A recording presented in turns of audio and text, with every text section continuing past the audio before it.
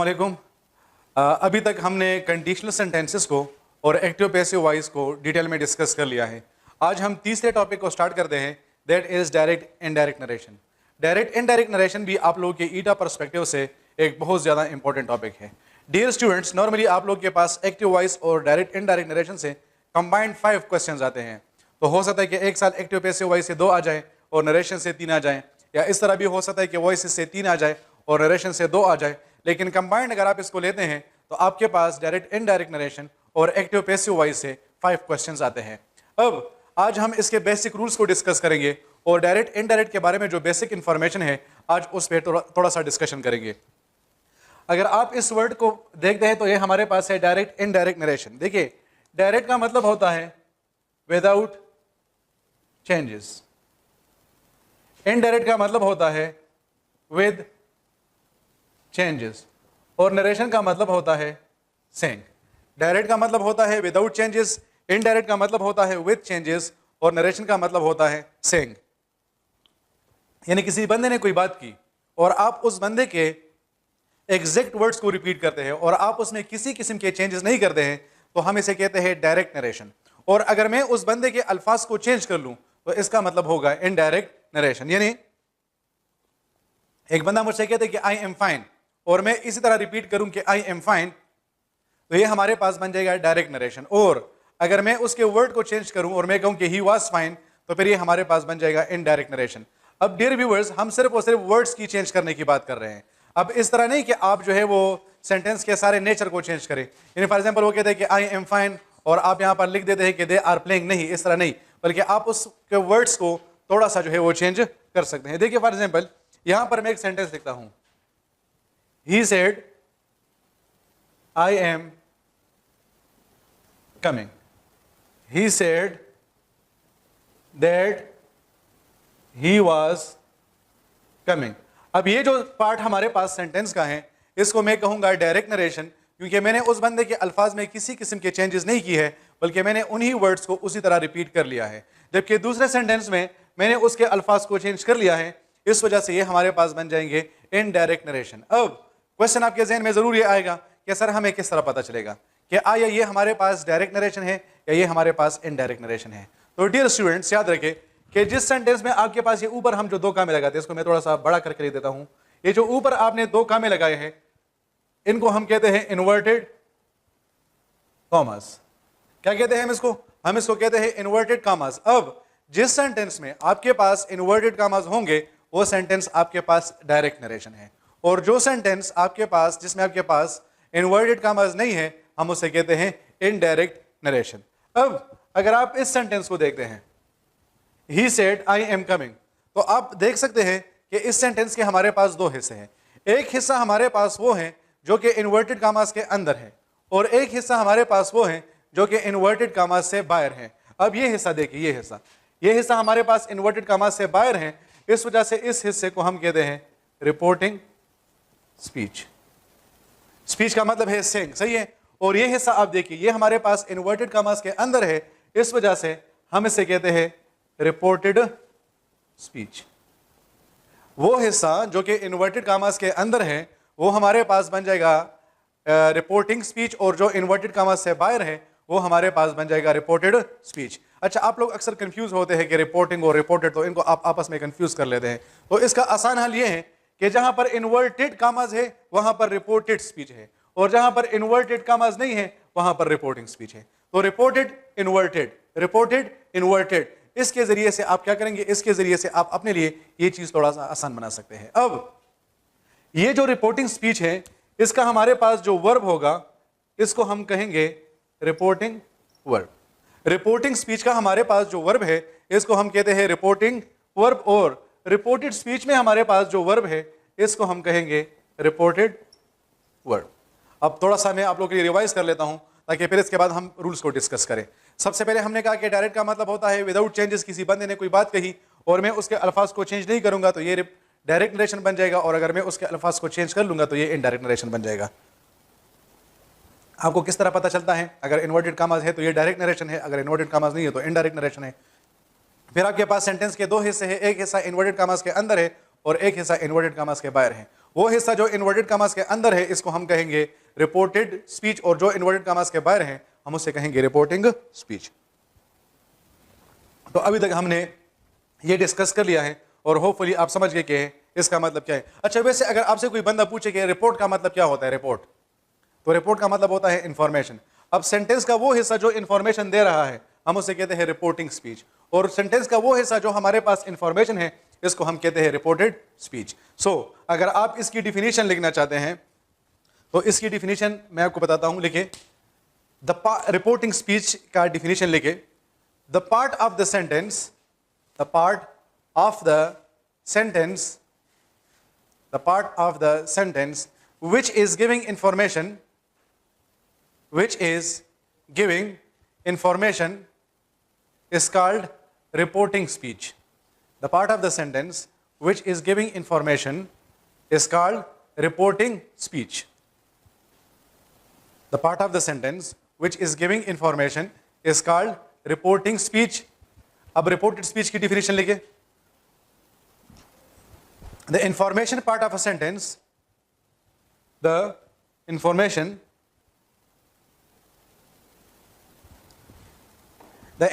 part of a sentence that is enclosed, enclosed, enclosed in the inverted commas, that is enclosed in the inverted commas is called reported speech. The information part of the sentence that is enclosed in the inverted commas is called reported speech. सही है। अब आप लोगों के बारे में direct indirect के बारे में जो बेसिक इंफॉर्मेशन है वो आ गया है, सही है। तो अब हम डिस्कस करेंगे कि किस तरह आप सेंटेंस को चेंज करेंगे। इसको हम कह सकते हैं कि रूल्स, या दूसरा हम इसको नाम दे सकते हैं स्टेप। अब सबसे पहले आपने क्या करना है, आपने आइडेंटिफिकेशन करनी है किस चीज की, कि आपके पास रिपोर्टिंग स्पीच कौन सा है और आपके पास रिपोर्टेड स्पीच कौन सा है। देखिए, जरूरी नहीं कि आपके पास हमेशा रिपोर्टिंग स्पीच सेंटेंस के स्टार्ट में आएगा, यानी इस सेंटेंस को हम इस तरह भी लिख सकते हैं, आई एम कमिंग, ही सेड।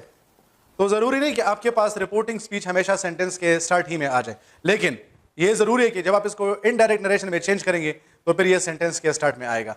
तो सबसे पहले आपने क्या कर लिया, आपने आइडेंटिफाई कर लिया कि इसमें आपके पास रिपोर्टिंग स्पीच कहां पर है और आपके पास रिपोर्टेड स्पीच कहां पर है। फिर आप आ जाएंगे स्टेप नंबर 2 पे। स्टेप नंबर 2 में आप क्या करेंगे, आपने removal of the inverted commas, आपके पास ये जो इन्वर्टेड कॉमास है, सही है, आप इसको क्या कर लेंगे, आप इसको रिमूव कर लेंगे। लेकिन जब हमने इसको रिमूव कर लिया तो फिर हम क्या करेंगे, शाबाश, तो हम आ जाएंगे स्टेप नंबर 3 पे, put that in place of the inverted commas. आपके पास यहां पर आप लिख लेंगे ही सेड, और आपने इन्वर्टेड कॉमास को रिमूव कर लिया है तो आप उसकी जगह पर लगा लेंगे दैट। अब जरूरी नहीं कि हर एक सेंटेंस में दैट आएगा, कुछ में एफ आएगा, कुछ में वेदर आएगा, कुछ में टू आएगा, लेकिन हम उस पर बाद में डिस्कशन करेंगे। फिर आप स्टेप नंबर 4 पे आ जाएंगे, the starting letter of the reported speech should be made small. ये एक बड़ा छोटा सा पॉइंट है लेकिन आप लोगों के लिए बहुत ज्यादा इंपॉर्टेंट है, सही है। देखिए, ये जो आप देख सकते हैं रिपोर्टेड स्पीच, इसका जो आपके पास स्टार्टिंग लेटर है ये आपके पास कैपिटल है, लेकिन आप इसको क्या करेंगे, आप इसको चेंज करेंगे स्मॉल में, तो आपके पास आ जाएगा ही सेड दैट ही, सही है। तो इस तरह हम आ जाएंगे स्टेप नंबर 5 पे, that is change of pronoun. तो हमारे पास जो आई है ये हमारे पास बन जाएगा ही। अब ये आई हमारे पास ही कैसे बन गया है तो इस पे हम बाद में डिस्कशन करेंगे, सही है। फिर आपके पास आ जाएगा change number 6, that is change of tense. आपके पास जो टेंस होगा आप उसको चेंज करेंगे तो आपके पास आ जाएगा वाज कमिंग। इस तरह लास्ट आपके पास जो होगा that is change of certain words. हमारे पास कुछ ऐसे वर्ड्स हैं जिनको हम चेंज करेंगे। अब उनको हम किस तरह चेंज करेंगे तो इसके बारे में आप लोग फिक्र ना करें, इस पे भी हम डिस्कशन करेंगे।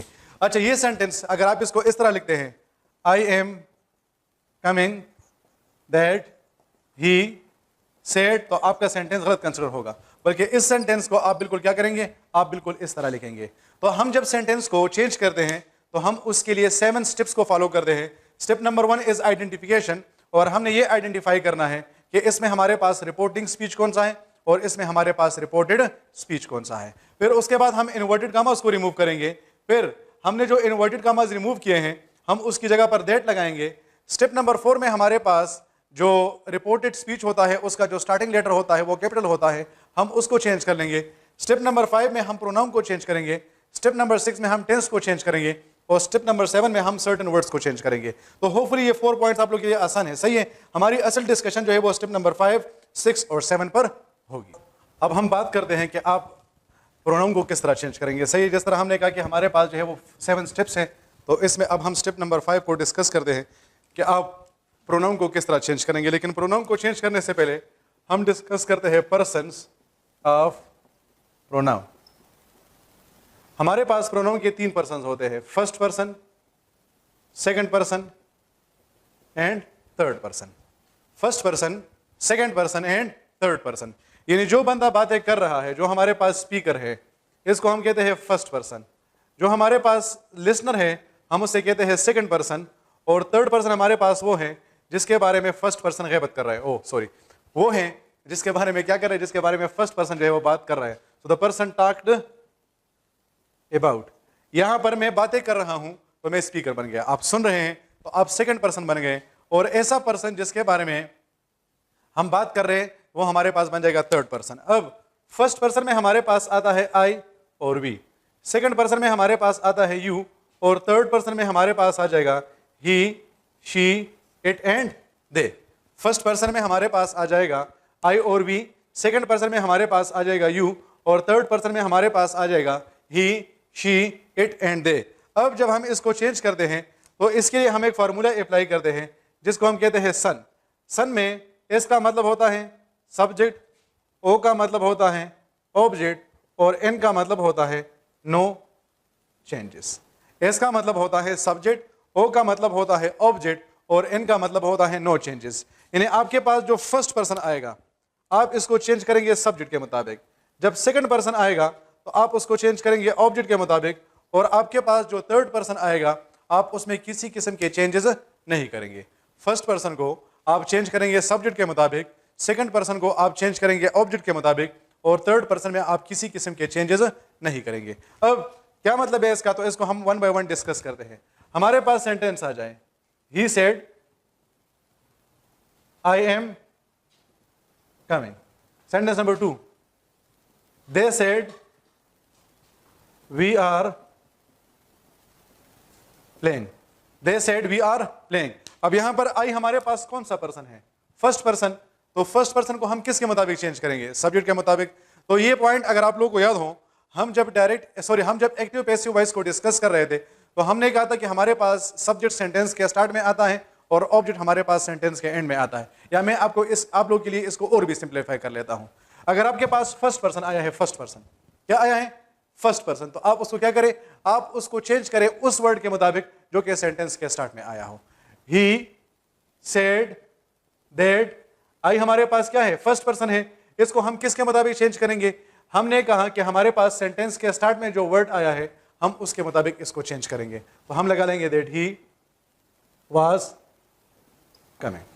अब क्या ये सेंटेंस ठीक है कि गलत है जी, हाँ शाबाश, गलत है। क्यों, क्योंकि यहां पर ये एच मैंने कैपिटल डाला है, ये इस तरह आएगा दैट ही वाज कमिंग। तो अगर आपके पास ऑप्शन ए ये आ जाए और ऑप्शन बी ये आ जाए तो फिर तो आप लोग क्या कहेंगे कि हमारे पास दोनों ऑप्शन सेम है, तो दोनों ऑप्शन आपके पास सेम नहीं होते हैं।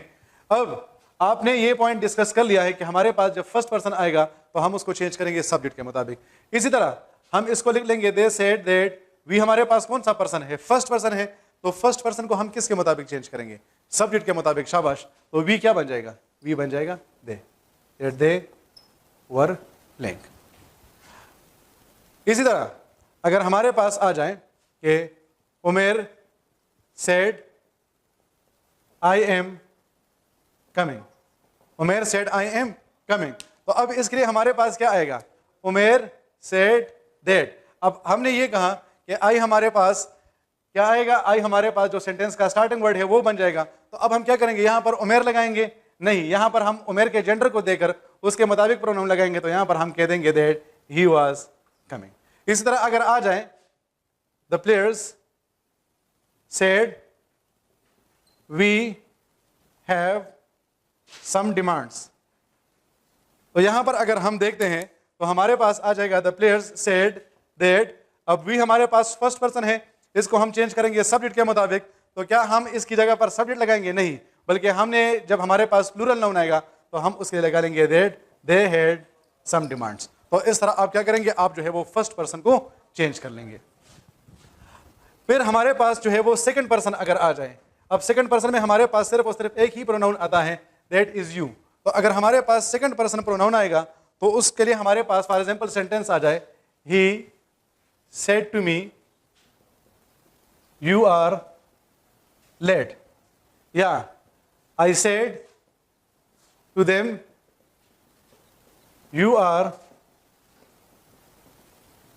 इंटेलिजेंट। अब हम क्या करेंगे, अब यू हमारे पास सेकंड पर्सन है तो सेकंड पर्सन को हम चेंज करते हैं ऑब्जेक्ट के मुताबिक। अब ऑब्जेक्ट आपके पास हमेशा वर्ब के बाद आता है, या अगर आप इसमें कंफ्यूज हो रहे हैं तो इस कंफ्यूजन को दूर करने के लिए सबसे आसान पॉइंट ये है कि ये आपके पास इन्वर्टेड कामास है। अब इन्वर्टेड कामास से पहले आपके पास जो भी वर्ड आया है वो आपके पास क्या बन जाएगा, वो आपके पास बन जाएगा ऑब्जेक्ट। तो इस वजह से हम कहते हैं कि he said to me that.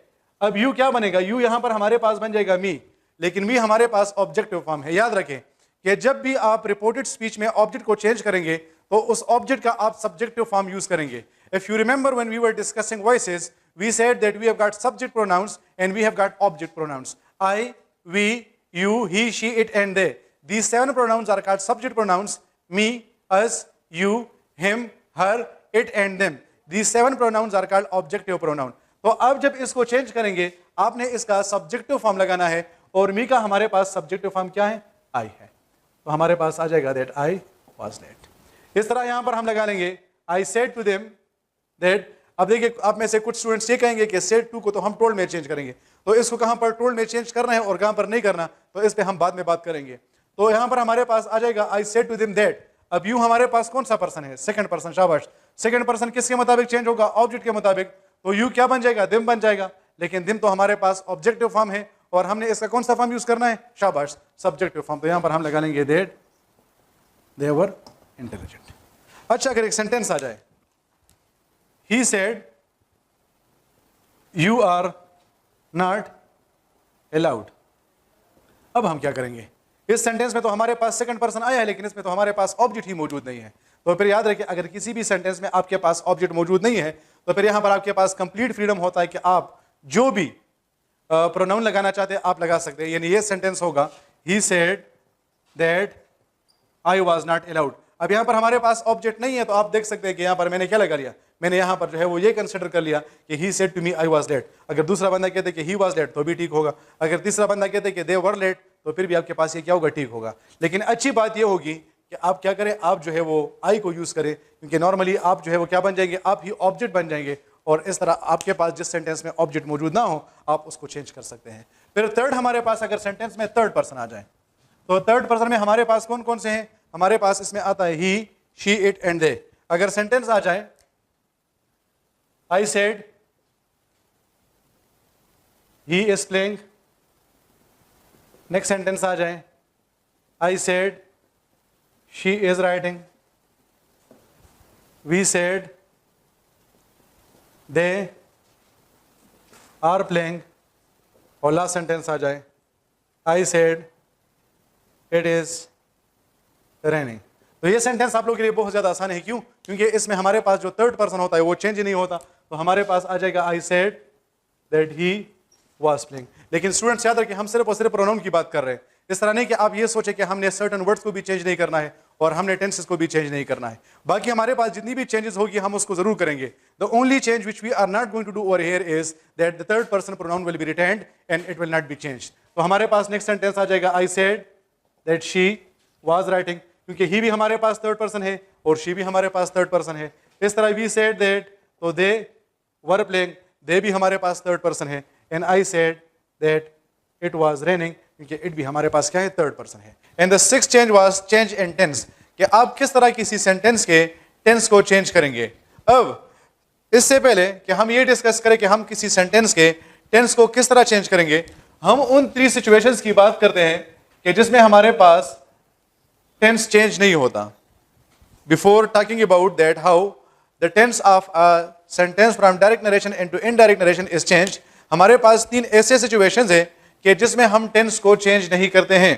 अब फॉर एग्जांपल अगर हमारे पास सेंटेंस आ जाए, he says she is coming. Sentence number 2, they will say we are playing. And the third one is, she said the sun is a star. अब यहां पर हमारे पास 3 सेंटेंसेस है। Sentence number 1 is he says she is coming. Sentence number 2 they will say we are playing. And sentence number 3 she said the sun is a star. अब dear students याद रखें, अगर आपके पास रिपोर्टिंग स्पीच प्रेजेंट टेंस में हो, अगर reporting speech हमारे पास present tense में हो तो हम रिपोर्टेड स्पीच के टेंस को चेंज नहीं करेंगे। याद रखिए डियर स्टूडेंट्स, जरूरी नहीं कि आपके पास हर एक सेंटेंस का टेंस चेंज होता हो, बल्कि आपने इन सिचुएशंस को जरूर अपने जहन में रखना है, क्योंकि इन सिचुएशंस में हमारे पास टेंसेस चेंज नहीं होते। तो अगर हमारे पास किसी भी सेंटेंस का रिपोर्टिंग स्पीच प्रेजेंट टेंस में हो तो हम रिपोर्टेड स्पीच के टेंस को चेंज नहीं करेंगे। तो इसका हमारे पास आंसर आ जाएगा, he says that she is coming. अब आप देख सकते हैं कि हमने सेंटेंस के टेंस को चेंज नहीं किया। इसका बेसिक पर्पस ये है, या इसके पीछे जो बेसिक लॉजिक है वो ये है कि जब भी रिपोर्टिंग स्पीच प्रेजेंट टेंस में होगा हम रिपोर्टेड स्पीच के टेंस को चेंज नहीं करेंगे। फिर नेक्स्ट सेंटेंस हमारे पास है, they will say we are playing. अब ये सेंटेंस हमारे पास क्या है, इसका जो रिपोर्टिंग स्पीच है वो हमारे पास फ्यूचर टेंस में है। अब डियर स्टूडेंट्स याद रखें, जब भी रिपोर्टेड स्पीच हमारे पास फ्यूचर टेंस में होगा तो हम रिपोर्टिंग स्पीच के टेंस को चेंज नहीं करेंगे। अगर रिपोर्टेड स्पीच हमारे पास रिपोर्टिंग स्पीच हमारे पास फ्यूचर टेंस में होगा तो हम रिपोर्टेड स्पीच के टेंस को चेंज नहीं करेंगे। तो इस वजह से इसका हमारे पास आंसर आ जाएगा कि they will say that they are playing. अब आप देख सकते हैं कि हमने रिपोर्टेड स्पीच के टेंस को चेंज नहीं किया, और इसका हमारे पास बेसिक रीजन ये है कि जब भी रिपोर्टिंग स्पीच हमारे पास फ्यूचर टेंस में होगा तो हम रिपोर्टेड स्पीच के टेंस को चेंज नहीं करेंगे। अच्छा याद रखिए स्टूडेंट्स, हम सिर्फ और सिर्फ टेंस की बात कर रहे हैं, इस तरह नहीं कि आप प्रोनाउन को भी चेंज ना करें, बल्कि वी हमारे पास फर्स्ट पर्सन है और फर्स्ट पर्सन को हम चेंज करते हैं सब्जेक्ट के मुताबिक। इस वजह से हमने इस सेंटेंस के टेंस को प्रोनाउन को जो है वो चेंज किया है। तो कभी कभार आप ये समझते हैं कि हमने इसमें किसी किस्म की चेंजेस नहीं करनी है, नहीं, बाकी जितने भी चेंजेस है वो आपने जरूर करनी है। The only change that you are not allowed to do is that you are not allowed to change the tense of these sentences. फिर तीसरा सेंटेंस हमारे पास, इन 2 सेंटेंसेस का ताल्लुक जो है वो रिपोर्टिंग स्पीच के साथ है, जबकि तीसरे सेंटेंस का ताल्लुक जो है वो रिपोर्टेड स्पीच के साथ है। याद रखिए, अगर रिपोर्टेड स्पीच में आपके पास कोई यूनिवर्सल ट्रूथ आ जाए, अगर रिपोर्टेड स्पीच में आपके पास कोई यूनिवर्सल ट्रूथ आ जाए तो फिर भी आप उस सेंटेंस के टेंस को चेंज नहीं करेंगे। तो इसका हमारे पास आंसर आ जाएगा, she said that the sun is a star. अब आप देख सकते हैं कि इस सेंटेंस के टेंस को भी हमने चेंज नहीं किया है, क्योंकि यहां पर हमारे पास जो रिपोर्टेड स्पीच है उसमें हमारे पास यूनिवर्सल ट्रूथ गिवन है। तो अगर इसको हम थोड़ा सा रिवाइज करें तो हमारे पास 3 सिचुएशंस हैं जिसमें हम रिपोर्टेड स्पीच के टेंस को चेंज नहीं करते। फर्स्ट 2 का ताल्लुक रिपोर्टिंग स्पीच के साथ है और लास्ट का ताल्लुक रिपोर्टेड स्पीच के साथ है। अगर रिपोर्टिंग स्पीच प्रेजेंट टेंस में आ जाए या रिपोर्टिंग स्पीच फ्यूचर टेंस में आ जाए तो हम उसके टेंस को चेंज नहीं करेंगे। और इसी तरह अगर हमारे पास रिपोर्टिंग स्पीच में कोई किसी किस्म का भी यूनिवर्सल ट्रूथ गिवन हो तो ऐसे सिचुएशन में भी हम उस सेंटेंस के टेंस को चेंज नहीं करेंगे। अब हम यहां पर उस सिचुएशन की बात करते हैं जिसमें हमारे पास जो टेंस है वो चेंज होता है। डियर स्टूडेंट्स, अगर आपको याद हो तो इस टेबल को हम डिस्कस कर चुके हैं और हमने कहा था कि इस टेबल का हमारे पास नाम क्या है, टेंस मार्कर्स। हमने कहा था कि मार्कर्स का मतलब है आइडेंटिफिकेशन, यानी अगर हमने किसी सेंटेंस का टेंस मालूम करना हो तो हम इस टेबल के जरिए से मालूम करेंगे। मैं आपको थोड़ा सा 1-2-3 एग्जांपल दे देता हूं ताकि आप लोग की रिवीजन हो जाए। अगर मैं कहूं कि ही इज वॉकिंग, तो अब हमने क्या करना है एक्सक्यूज मी, हमने यहां पर एक ऐसा वर्ड देखना है जो कि इस टेबल में हमारे पास मौजूद हो। तो यहां पर हमारे पास इज है, इज हमारे पास यहां पर भी है, ये हमारे पास प्रेजेंट है, प्रेजेंट कौन सा है, कंटिन्यूस है। तो इसका मतलब ये हुआ कि ये सेंटेंस हमारे पास प्रेजेंट कंटिन्यूस टेंस में है। इस तरह अगर मैं लिखूंगे she had done it, she had done it, तो हेड कहां पर है, पास्ट में है, पास्ट कौन से में है, परफेक्ट में है। तो इसका मतलब ये हुआ कि ये सेंटेंस हमारे पास पास्ट परफेक्ट में है। अब इसी तरह हमने ये भी डिस्कस किया था कि टू हमारे पास ऐसे टेंसेस है, यानी अगर यहां पर मैं लिखूं कि दे प्ले, या यहां पर मैं लिखूं कि दे प्लेड, तो अब अगर आप इन टू सेंटेंसेस पे फोकस करते हैं तो इन टू सेंटेंसेस में हमारे पास कोई भी टेंस मार्कर यूज नहीं हुआ है। तो जब हमारे पास टेंस मार्कर ना हो तो फिर हम देखते हैं कि अगर हमारे पास first form of the verb आया है तो हम कहते हैं कि ये सेंटेंस हमारे पास प्रेजेंट इंडेफिनिट टेंस में है, और अगर हमारे पास second form of the verb आ जाए तो फिर हम कहते हैं कि ये सेंटेंस हमारे पास पास्ट इंडेफिनिट टेंस में है। तो ये तो थोड़ा सा हमने रिवीजन कर लिया। अब हमारे पास सेंटेंस आ जाए कि he said I play cricket, sentence number 1। Sentence number 2, he said I am playing cricket. Sentence number 3, he said I have played cricket. And sentence number 4, he said I have been playing cricket. अब यहां पर हमारे पास 4 sentences है। Sentence number 1 is he said I play cricket. Sentence number 2, he said I am playing cricket. Sentence number 3, he said I have played cricket. And sentence number 4, he said I have been playing cricket. अब ये हमारे पास 4 tenses हैं। अब इन 4 tenses का हम tense change करेंगे क्योंकि यहां पर जो हमारे पास रिपोर्टेड स्पीच है ये पास्ट टेंस में है। ये पॉइंट ऑलरेडी हम डिस्कस कर चुके हैं कि अगर रिपोर्टिंग स्पीच हमारे पास प्रेजेंट टेंस में हो या ये हमारे पास फ्यूचर टेंस में हो तो हम रिपोर्टेड स्पीच के टेंस को चेंज नहीं करेंगे। अच्छा जी, अब ये देखिए ये 4 चारों के चारों सेंटेंसेस हमारे पास कौन से टेंस में है जी, हाँ शाबाश, प्रेजेंट टेंस में है। Sentence number 1 is present indefinite, sentence number 2 past indefinite, sentence number 3 sorry sentence number 1 is present indefinite, sentence number 2 is present continuous, sentence number 3 present perfect, and sentence number 4 present perfect continuous. अब हम जब active passive voice को discuss कर रहे थे वहां पर हमने एरो डाउन टेक्निक अप्लाई किया था। यहां पर हम जो टेक्निक अप्लाई करते हैं इसको हम कहते हैं हॉरिजेंटल एरो टेक्निक। क्या कहते हैं इसको हम कहते हैं horizontal arrow technique. Horizontal arrow technique का मतलब यह है कि अगर हमारे पास कोई सेंटेंस प्रेजेंट टेंस में हो तो हम उसको चेंज कर लेंगे पास्ट टेंस में। अगर हमारे पास कोई सेंटेंस प्रेजेंट टेंस में हो तो हम उसको चेंज कर लेंगे पास्ट टेंस में। तो प्रेजेंट इंडेफिनिट हमारे पास क्या बन जाएगा जी, ये हमारे पास बन जाएगा पास्ट इंडेफिनिट। प्रेजेंट इंडेफिनिट हमारे पास क्या बन जाएगा, पास्ट इंडेफिनिट। अब प्रेजेंट इंडेफिनिट टेंस में कौन सा फॉर्म ऑफ वर्ब आता है जी, first form of the verb, शाबाश। और पास्ट इंडेफिनिट टेंस में second form of the verb आएगा। तो इसका मतलब ये हुआ कि ये सेंटेंस हमारे पास बन जाएगा ही सेड दैट, आई क्या बन जाएगा, आई बन जाएगा ही। अब जब प्रेजेंट इंडेफिनिट टेंस को हम पास्ट इंडेफिनिट टेंस में चेंज करेंगे तो हमारे पास यहां पर ये जो first form of the verb आया है ये हमारे पास बन जाएगा second form of the verb, और इस तरह हमारे पास आ जाएगा he said that he played cricket, he said that he played cricket. तो प्रेजेंट इंडेफिनिट टेंस को हमने चेंज कर लिया है पास्ट इंडेफिनिट टेंस में। फिर हमारे पास है sentence number 2, he said I am playing cricket. ये सेंटेंस हमारे पास है प्रेजेंट कंटिन्यूअस टेंस में, और प्रेजेंट कंटिन्यूअस टेंस को हॉरिजॉन्टल एरो टेक्निक के मुताबिक हम चेंज करेंगे पास्ट कंटिन्यूअस टेंस में।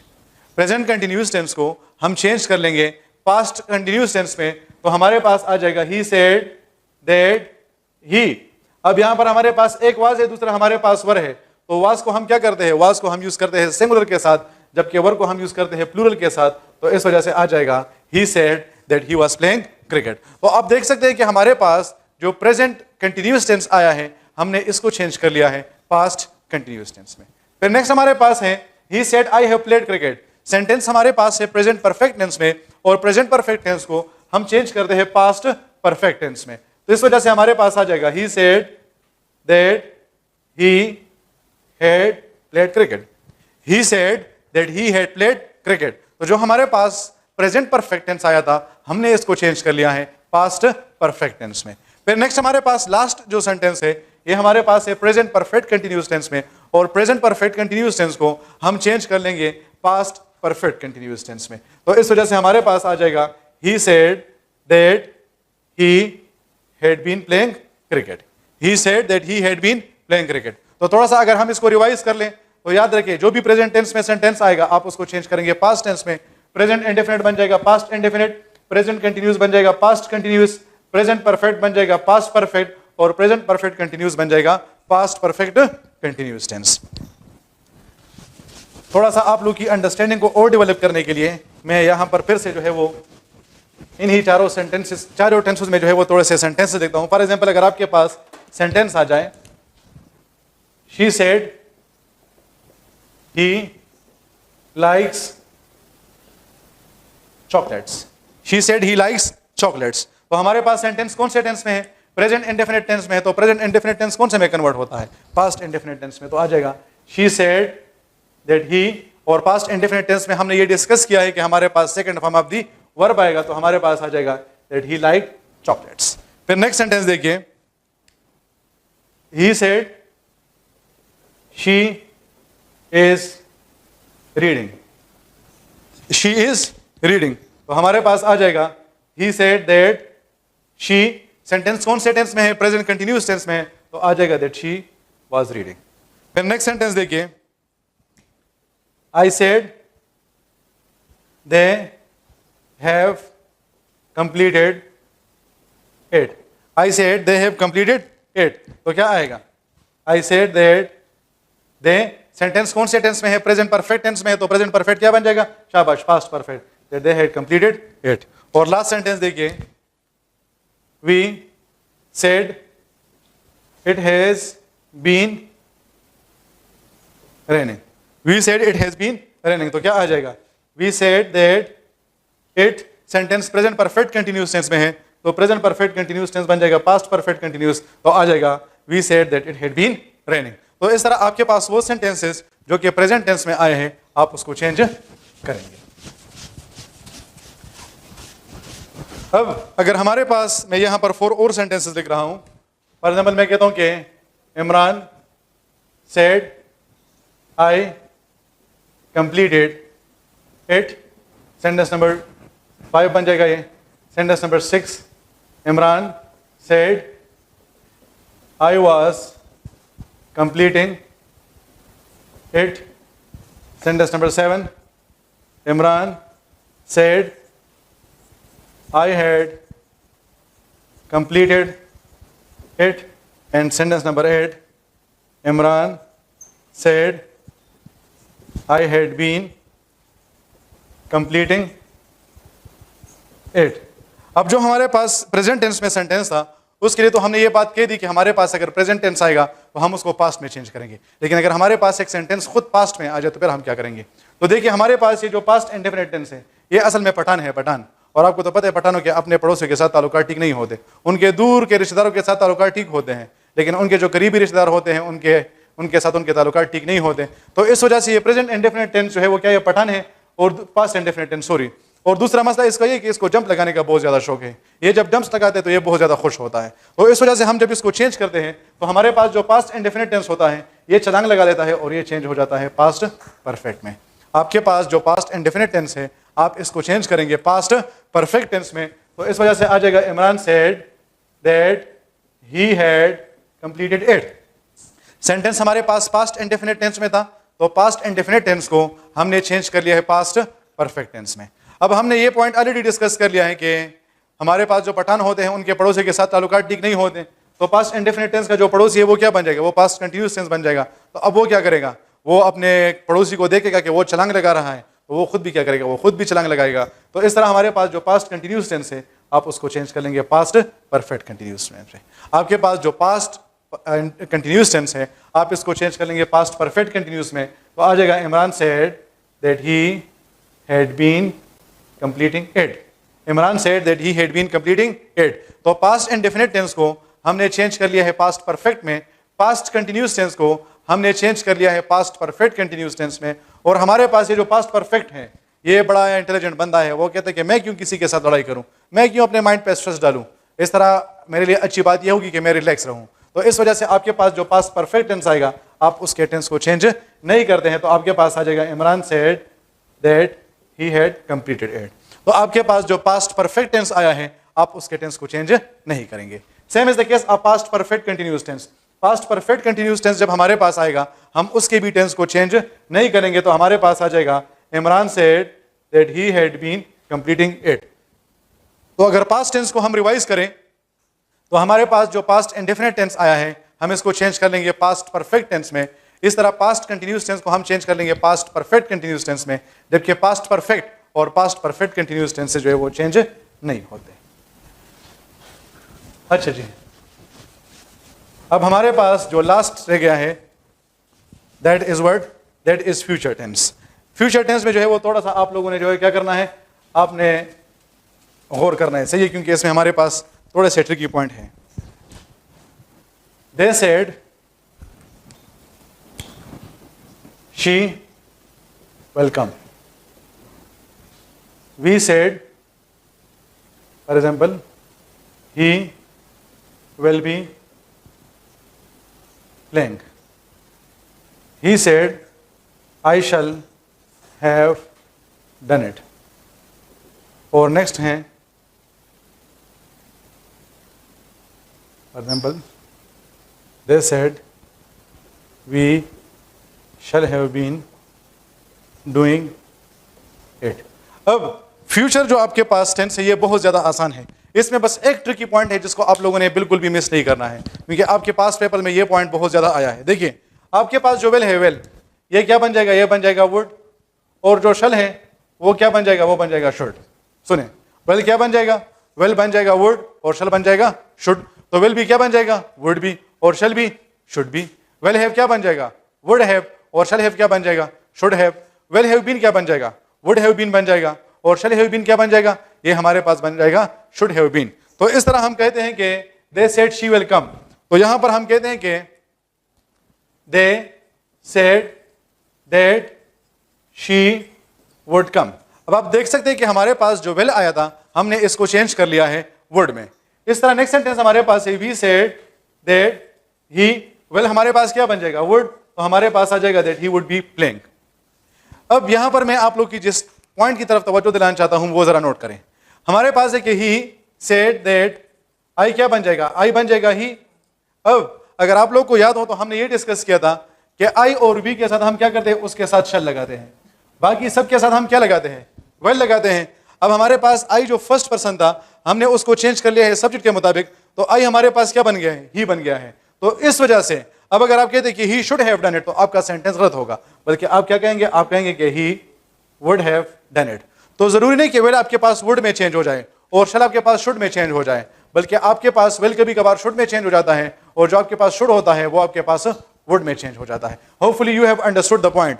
आपके पास अगर यहां पर आई और वी आ जाए तो फिर आप यहां पर शुड लगाएंगे, अदरवाइज आपने यहां पर जो है वो वुड लगाना है। Same is the case of the next sentence. देखिए दे सेड दैट, हमने वी के साथ क्या लगाया है, शल लगाया है, लेकिन वी क्या बन जाएगा, ये हमारे पास बन जाएगा दे, तो फिर तो हम शल को शुड नहीं बनाएंगे, बल्कि हम दे के साथ क्या लगाते हैं, वेल लगाते हैं। तो इस वजह से हम लगाएंगे कि they would have been doing it. मैं आपको एक और एग्जांपल देता हूं। For example he said to me you will come, you will come. अब देखिए he said to me that, you क्या बन जाएगा, यू बन जाएगा आई, तो आई के साथ हम क्या लगाते हैं, शाबाश, आई के साथ जो है वो हम वेल नहीं लगाते, बल्कि आई और बी के साथ हम शल लगाते हैं। तो यहां पर जो हमारे पास वेल है ये क्या बन जाएगा, ये हमारे पास बन जाएगा शुड।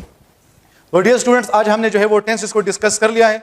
इसमें मैंने आप लोगों को बता दिया कि फ्यूचर टेंस में जो है ट्रिकी पॉइंट है वो ये है कि जब भी आपके पास आई और वी आएगा आप इसके साथ शल लगाएंगे, जबकि बाकी सब केसेस में आप इसके साथ जो है वो वेल लगाएंगे। तीन ऐसे सिचुएशंस हैं कि जिसमें आप टेंस को चेंज नहीं करते हैं और आपने उन पॉइंट्स को जरूर अपने जहन में रखना है।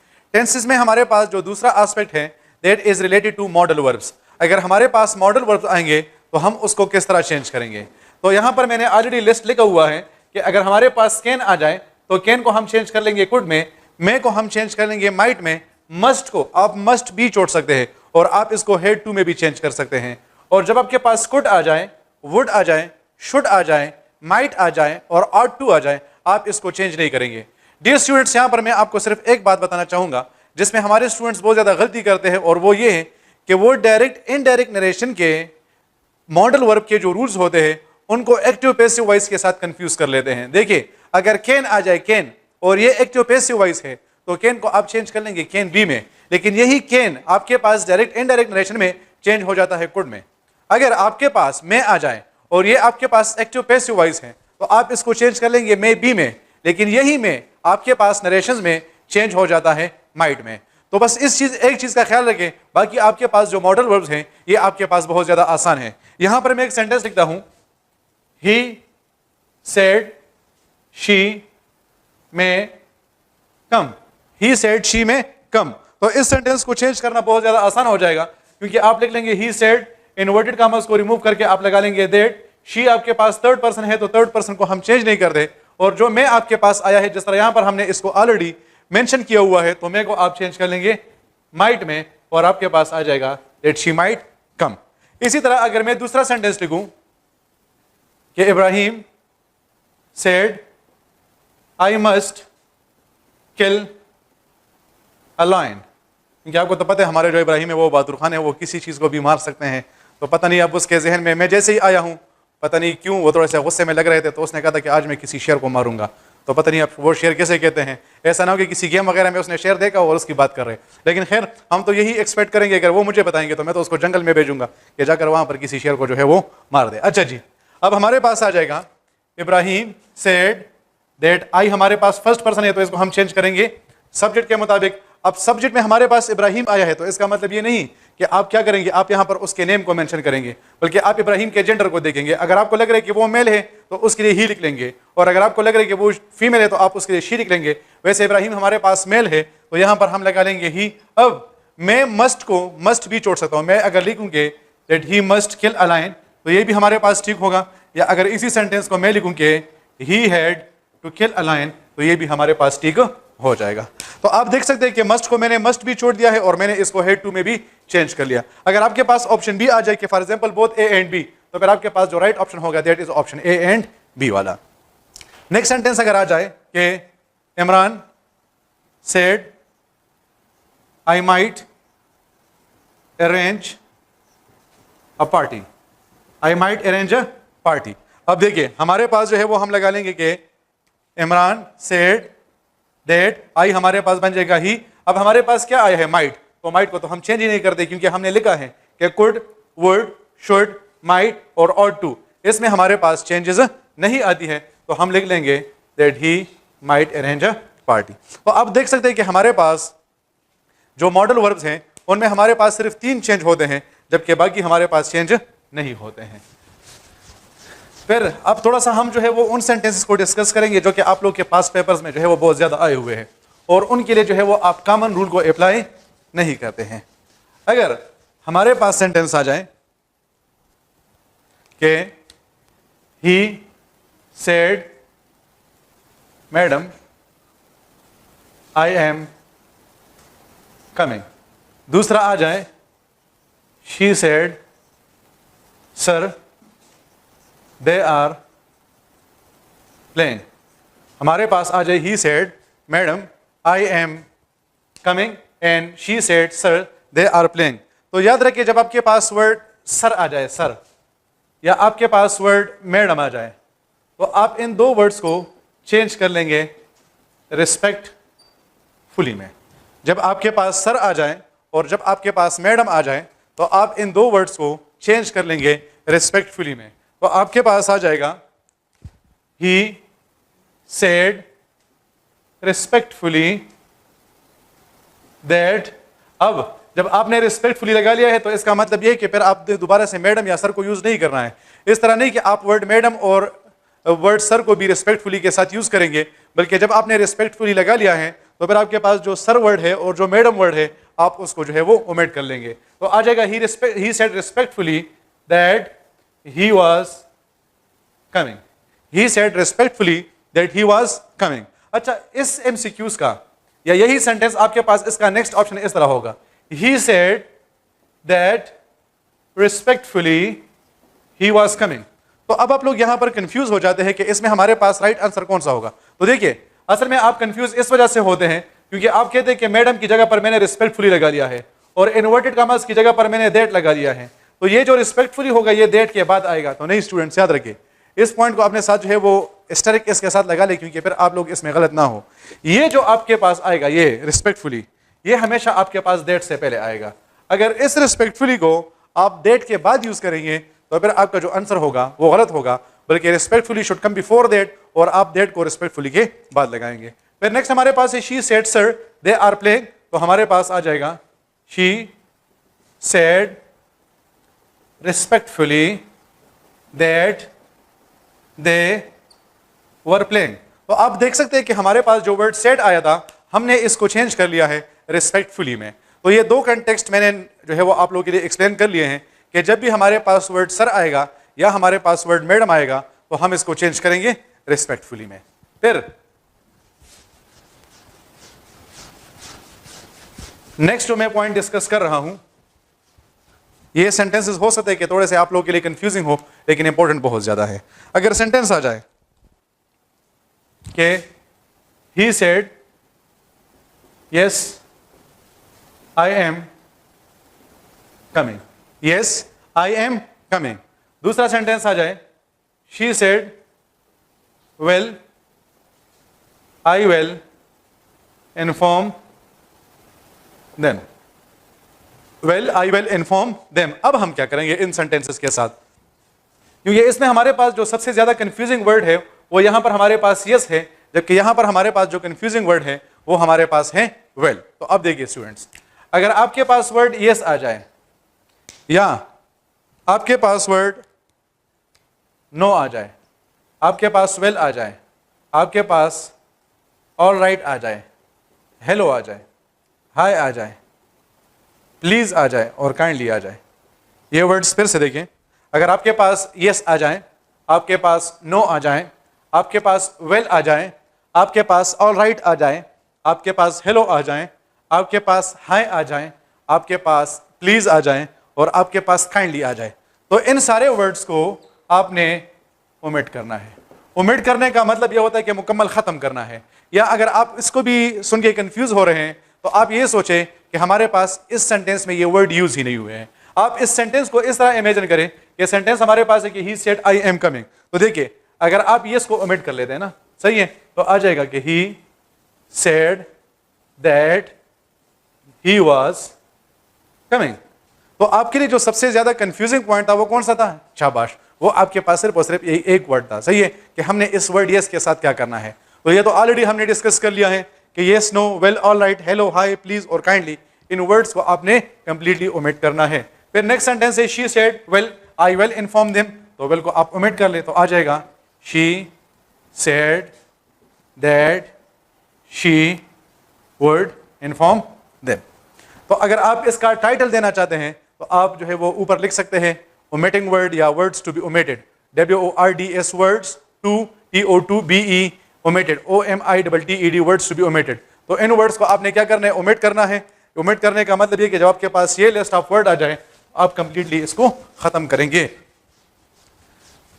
फिर हमारे पास जो नेक्स्ट कैटेगरी का वर्ड्स हैं वो हमारे पास हैं कि अगर हमारे पास आ जाए he said good morning, she said to him good evening, she said to him good evening. तो अब इन सेंटेंसेस को हम किस तरह चेंज करेंगे? तो याद रखिए, ये जो आपके पास 4 वर्ड्स है, good morning, good noon, good afternoon and good evening. आपके पास ये 4 वर्ड्स हैं, good morning, good noon, good evening and good afternoon. In 4 words को आप चेंज करेंगे ग्रीटेड में। तो हमारे पास इस सेंटेंस का आंसर आएगा कि ही ग्रीटेड। आपने सेड और गुड मॉर्निंग इन तीनों वर्ड्स को उठा लिया है और आपने इसको चेंज कर लिया है ही ग्रीटेड में। फिर नेक्स्ट हमारे पास है she said to him good evening, तो आपके पास शी ग्रीटेड हिम आ जाएगा। तो यहां पर आपने सेड टू और गुड इवनिंग इनको उठा लिया है और आपने इसको जो है वो ग्रीटेड में चेंज कर लिया है। तो इस तरह नहीं कि आप यहां पर लिखिए कि she said greeted to him, सही है, या अगर आप इसको इस तरह लिखते हैं कि शी ग्रीटेड टू हिम, तो भी आपका जो आंसर होगा वो गलत कंसिडर होगा। इसके पीछे जो रीज़न है वो ये है कि हमारे पास अगर वर्ड सेड आ जाए या हमारे पास वर्ड सेड टू आ जाए, उस वर्ड को हम उठा लेंगे और इन 2-4 वर्ड्स के साथ 1 2 3 4 इन 4 वर्ड्स के साथ हम इसको लगा लेंगे और उसको हम चेंज कर लेंगे ग्रीटेड में। तो फिर से सुने, good morning, good noon, good afternoon and good evening, in 4 words को हम ले लेंगे और हम उसको चेंज कर लेंगे ग्रीटेड में। लेकिन उस ग्रीटेड के साथ हमारे पास जो वर्ड सेट आया है हम उसको भी चेंज करेंगे। अक्सर औकात स्टूडेंट ये गलती कर लेते हैं कि ग्रीटेड के साथ टू भी लगा लेते हैं, तो आपने ग्रीटेड के साथ टू को नहीं लगाना है।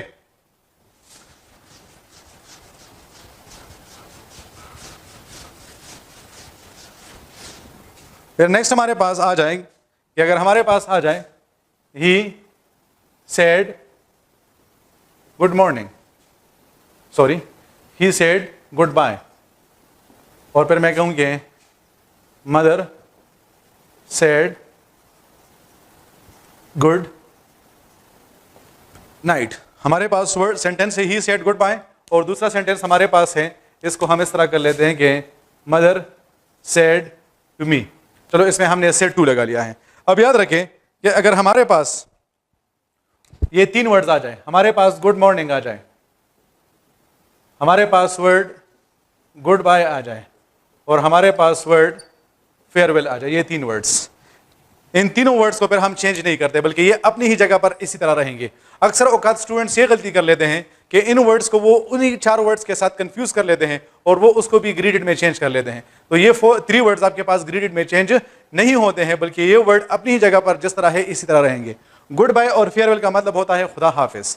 गुड बाय और फेयरवेल का मतलब होता है खुदा हाफिज। जब आपके पास ये 3 वर्ड्स आएंगे, ये 3 वर्ड्स, तो याद रखें आप इसमें जब इन्वर्टेड कामास को रिमूव करेंगे तो इसकी जगह पर कुछ भी नहीं लगाएंगे। इस तरह नहीं कि आप इसकी जगह पर दैट वगैरह लगा लेंगे और आपका आंसर करेक्ट आएगा, बल्कि इन 3 वर्ड्स को आपने क्या करना है, आपने इनको कंप्लीटली रिमूव करना है। अच्छा जी, अब देखिए मैं यहां पर सिर्फ और सिर्फ एक चेंज करूंगा और वो कौन सा है, मैं इसको इसी तरह लिख लूंगा ही सेड गुड बाय। यहां पर मैंने सिर्फ और सिर्फ एक ही गलती की है और वो कौन सी, सॉरी यहां पर मैंने सिर्फ और सिर्फ एक ही चेंज की है and that is that the capital letter has been change into small letter. हमारे पास ये जो कैपिटल लेटर था जी, इसको मैंने किस चीज में चेंज कर लिया है, इसको मैंने चेंज कर लिया है स्मॉल लेटर में। So this is the only change that you need to do. अच्छा यहां पर ये जो है जरा समझे, अगर हमारे पास सेड टू आ जाए, सेड टू, और ये 3 वर्ड्स हमारे पास आ जाए तो फिर हम इनके साथ क्या करेंगे। तो डियर स्टूडेंट्स याद रखें, जब आपके पास सेड भी आ जाए और उसके साथ टू भी आ जाए, क्या आ जाए, सेड भी आ जाए और टू भी आ जाए, तो फिर आप इस वर्ड को उठा लेंगे और आप इसको सेड और टू के दरमियान लगाएंगे। होपफुली आपको समझ आ रहा है। सही है, फिर से बता रहा हूं कि अगर गुड मॉर्निंग आ जाए, गुड बाय आ जाए और गुड फेयरवेल आ जाए, अगर सिर्फ सेड है तो आप इन्वर्टेड कामास को रिमूव करें और इसका जो स्टार्टिंग लेटर है उसको स्मॉल बना लें। लेकिन अगर सेड भी आ जाए और उसके साथ टू भी आ जाए, सेड भी आ जाए और इसके साथ टू आ जाए, तो फिर आप इन तीनों वर्ड्स को सेड और टू के दरमियान लगाएंगे तो हमारे पास आ जाएगा mother said good night to me.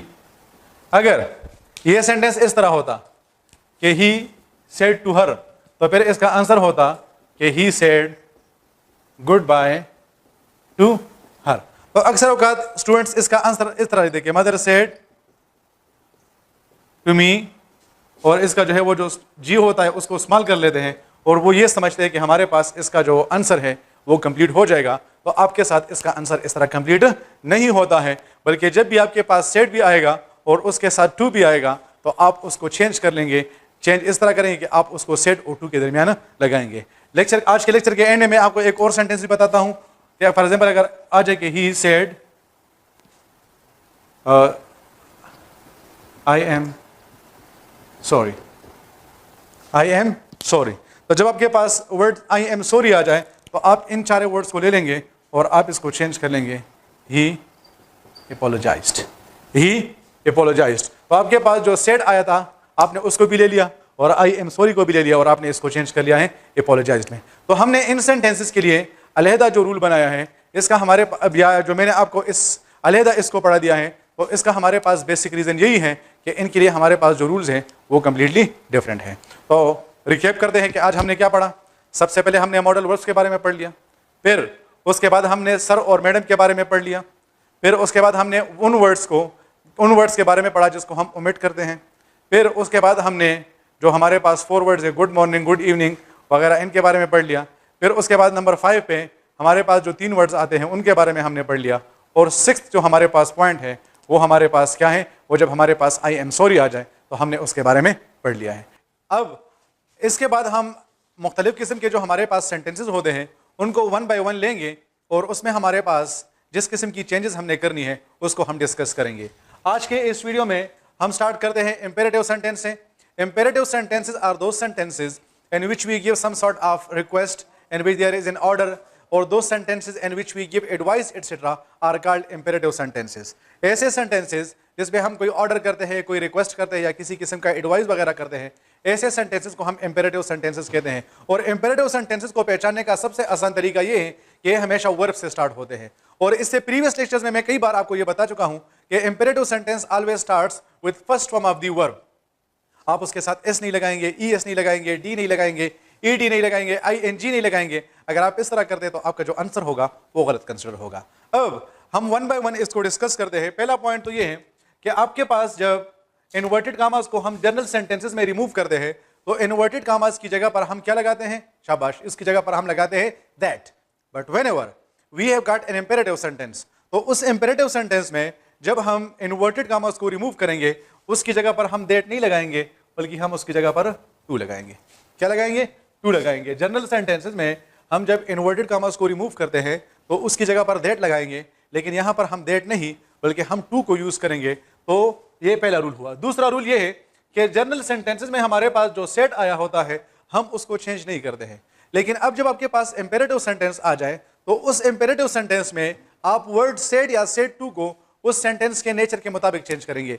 Nature का मतलब ये है कि अगर आपको लग रहा है कि इसमें ऑर्डर हो रहा है तो आप लिख ले ऑर्डर्ड। अगर आपको लग रहा है कि इसमें एडवाइस हो रहा है तो आप लिख ले एडवाइज्ड। अगर आपको लग रहा है कि इसमें रिक्वेस्ट हो रहा है तो आप लिख सकते हैं रिक्वेस्टेड।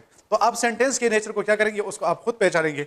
अब अगर हमारे पास ये सेंटेंस आ जाए, the teacher said to me get out of the class, तो आपके ख्याल से इस सेंटेंस में क्या हो रहा है, शाबाश, इसमें ऑर्डर हो रहा है। तो आप लिख सकते हैं कि the teacher ordered me. Inverted commas की जगह पर क्या लगाएंगे, शाबाश, टू लगाएंगे, to get out of the class. The teacher ordered me to get out of the class. अच्छा, एक और चीज की तरफ मैं आप लोग की तवज्जो दिलाना चाहता हूं कि अक्सर औकात आपके पास अगर ऑप्शन भी आ जाए कि the teacher ordered to me, तो अक्सर औकात स्टूडेंट्स इसमें ordered to me लगा लेते हैं। ये गलत होगा। याद रखिए स्टूडेंट्स कि इसमें ordered to नहीं आएगा बल्कि सिर्फ और सिर्फ ordered आएगा। क्यों? क्योंकि हमारे पास जो सेट आता है और उसके साथ टू होगा, तो इन दोनों वर्ड्स को या सिर्फ सेट अगर आया हो तो फिर उस एक वर्ड को हम ले लेंगे और हम उसको चेंज कर लेंगे ऑर्डर में। और याद रखिए कि आपने इसका सेकंड फॉर्म लगाना है। इस तरह नहीं कि आप कहते हैं कि he orders his servant to polish his shoes, या आप कहते हैं कि ही ऑर्डरिंग, नहीं, बल्कि आपने क्या करना है, आपने इसके साथ सेकंड फॉर्म लगाना है।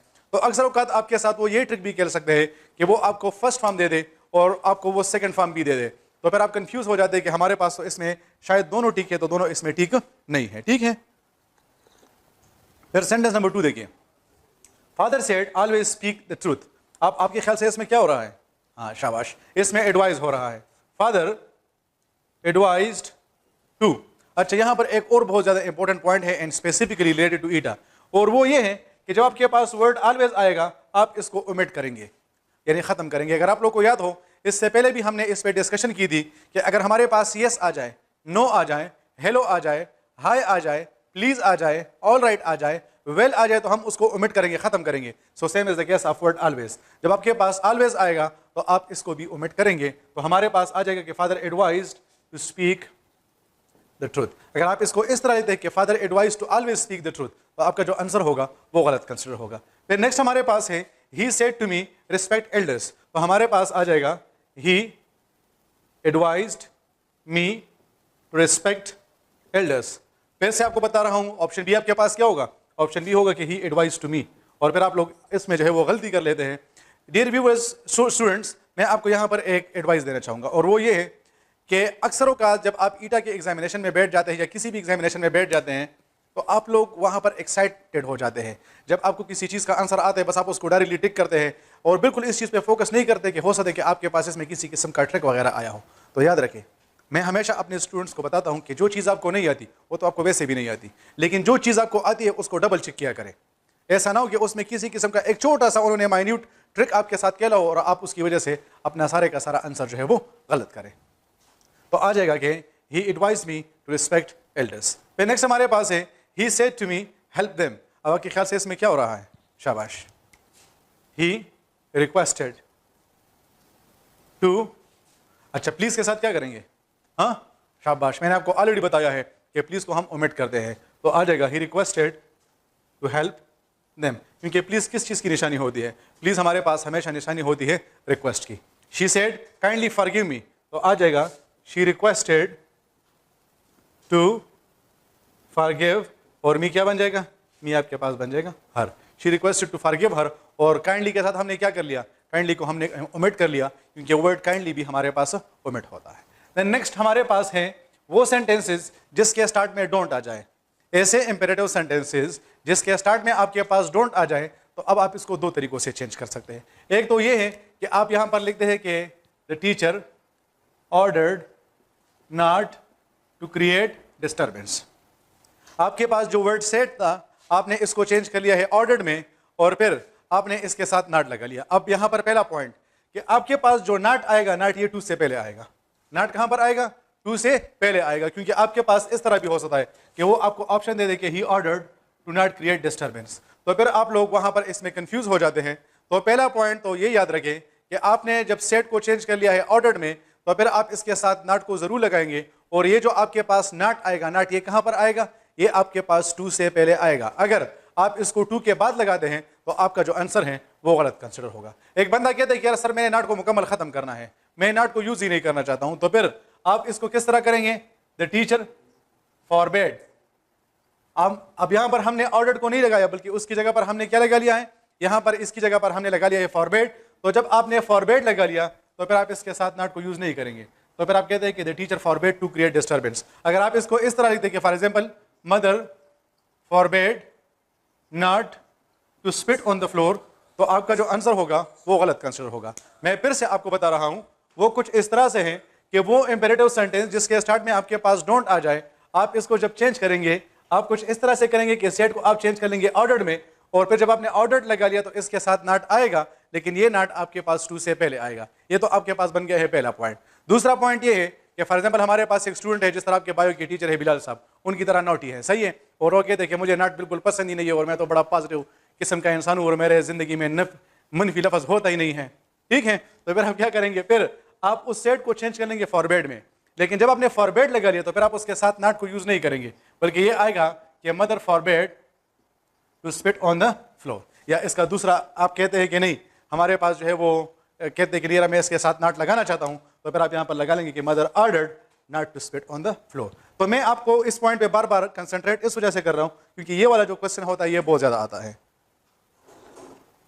जब आपके पास डोंट वाला इंपेरेटिव सेंटेंस आ गया है तो आप इसको दो तरीकों से चेंज कर सकते हैं. एक तो आप उसके साथ सेट को चेंज कर ले ऑर्डर्ड में, और फिर आप उसके साथ नॉट को यूज करेंगे, और अगर आपने इसके साथ फॉरबेड लगा लिया तो फिर आप उसके साथ नॉट को यूज नहीं करेंगे. Coming towards the fifth type, he said to his friend stand up. अब यहां पर तो बहुत बड़ा कंफ्यूजन है, सही है, क्योंकि अगर आप अपने दोस्त को ऑर्डर करेंगे तो फिर वो क्या कहेंगे? अच्छा थोड़ा सा हम आपके साथ फ्री क्या हो गए, अब आप हमें ऑर्डर दे रहे हैं, तो वो तो आपकी बात नहीं मानेंगे. और अगर आपने रिक्वेस्ट कर लिया और अपने दोस्त को वाह वाह जी वाह वाह, वो तो फिर बिल्कुल भी आपकी बात नहीं मानेंगे.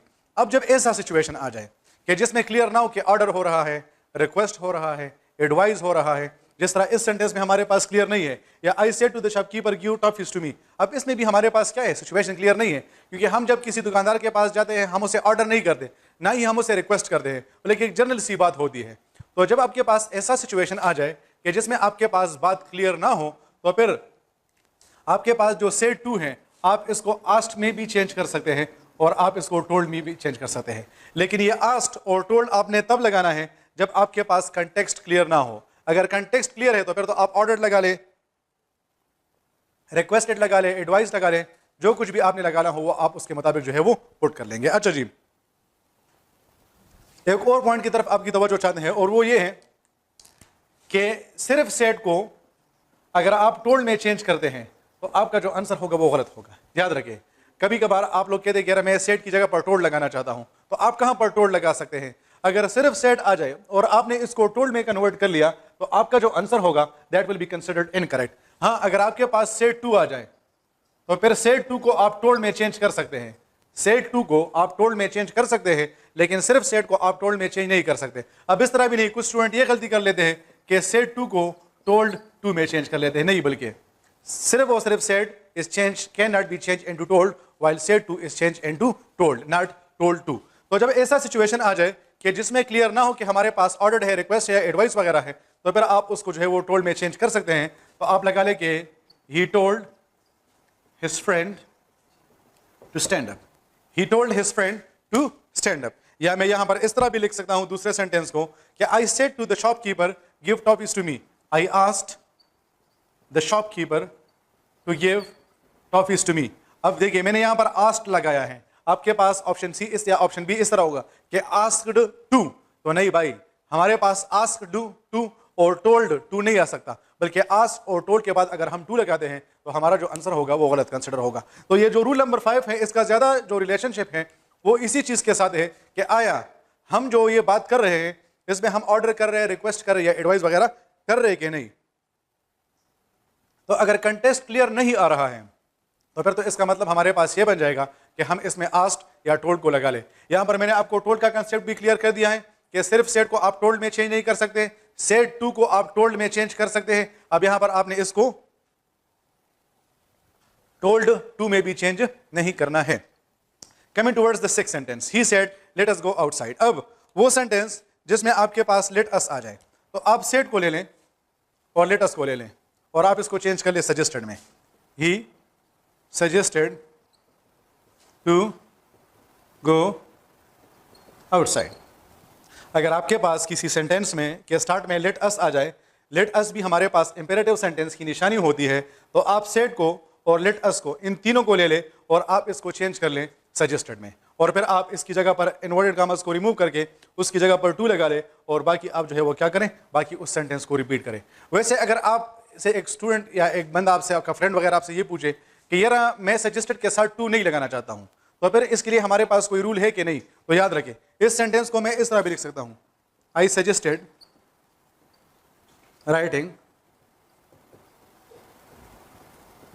Examples, I suggested writing examples. क्या मतलब है इसका? इसका मतलब ये है कि जब आपने वर्ड सजेस्टेड लगा लिया है तो आपके पास अब दो ऑप्शन है।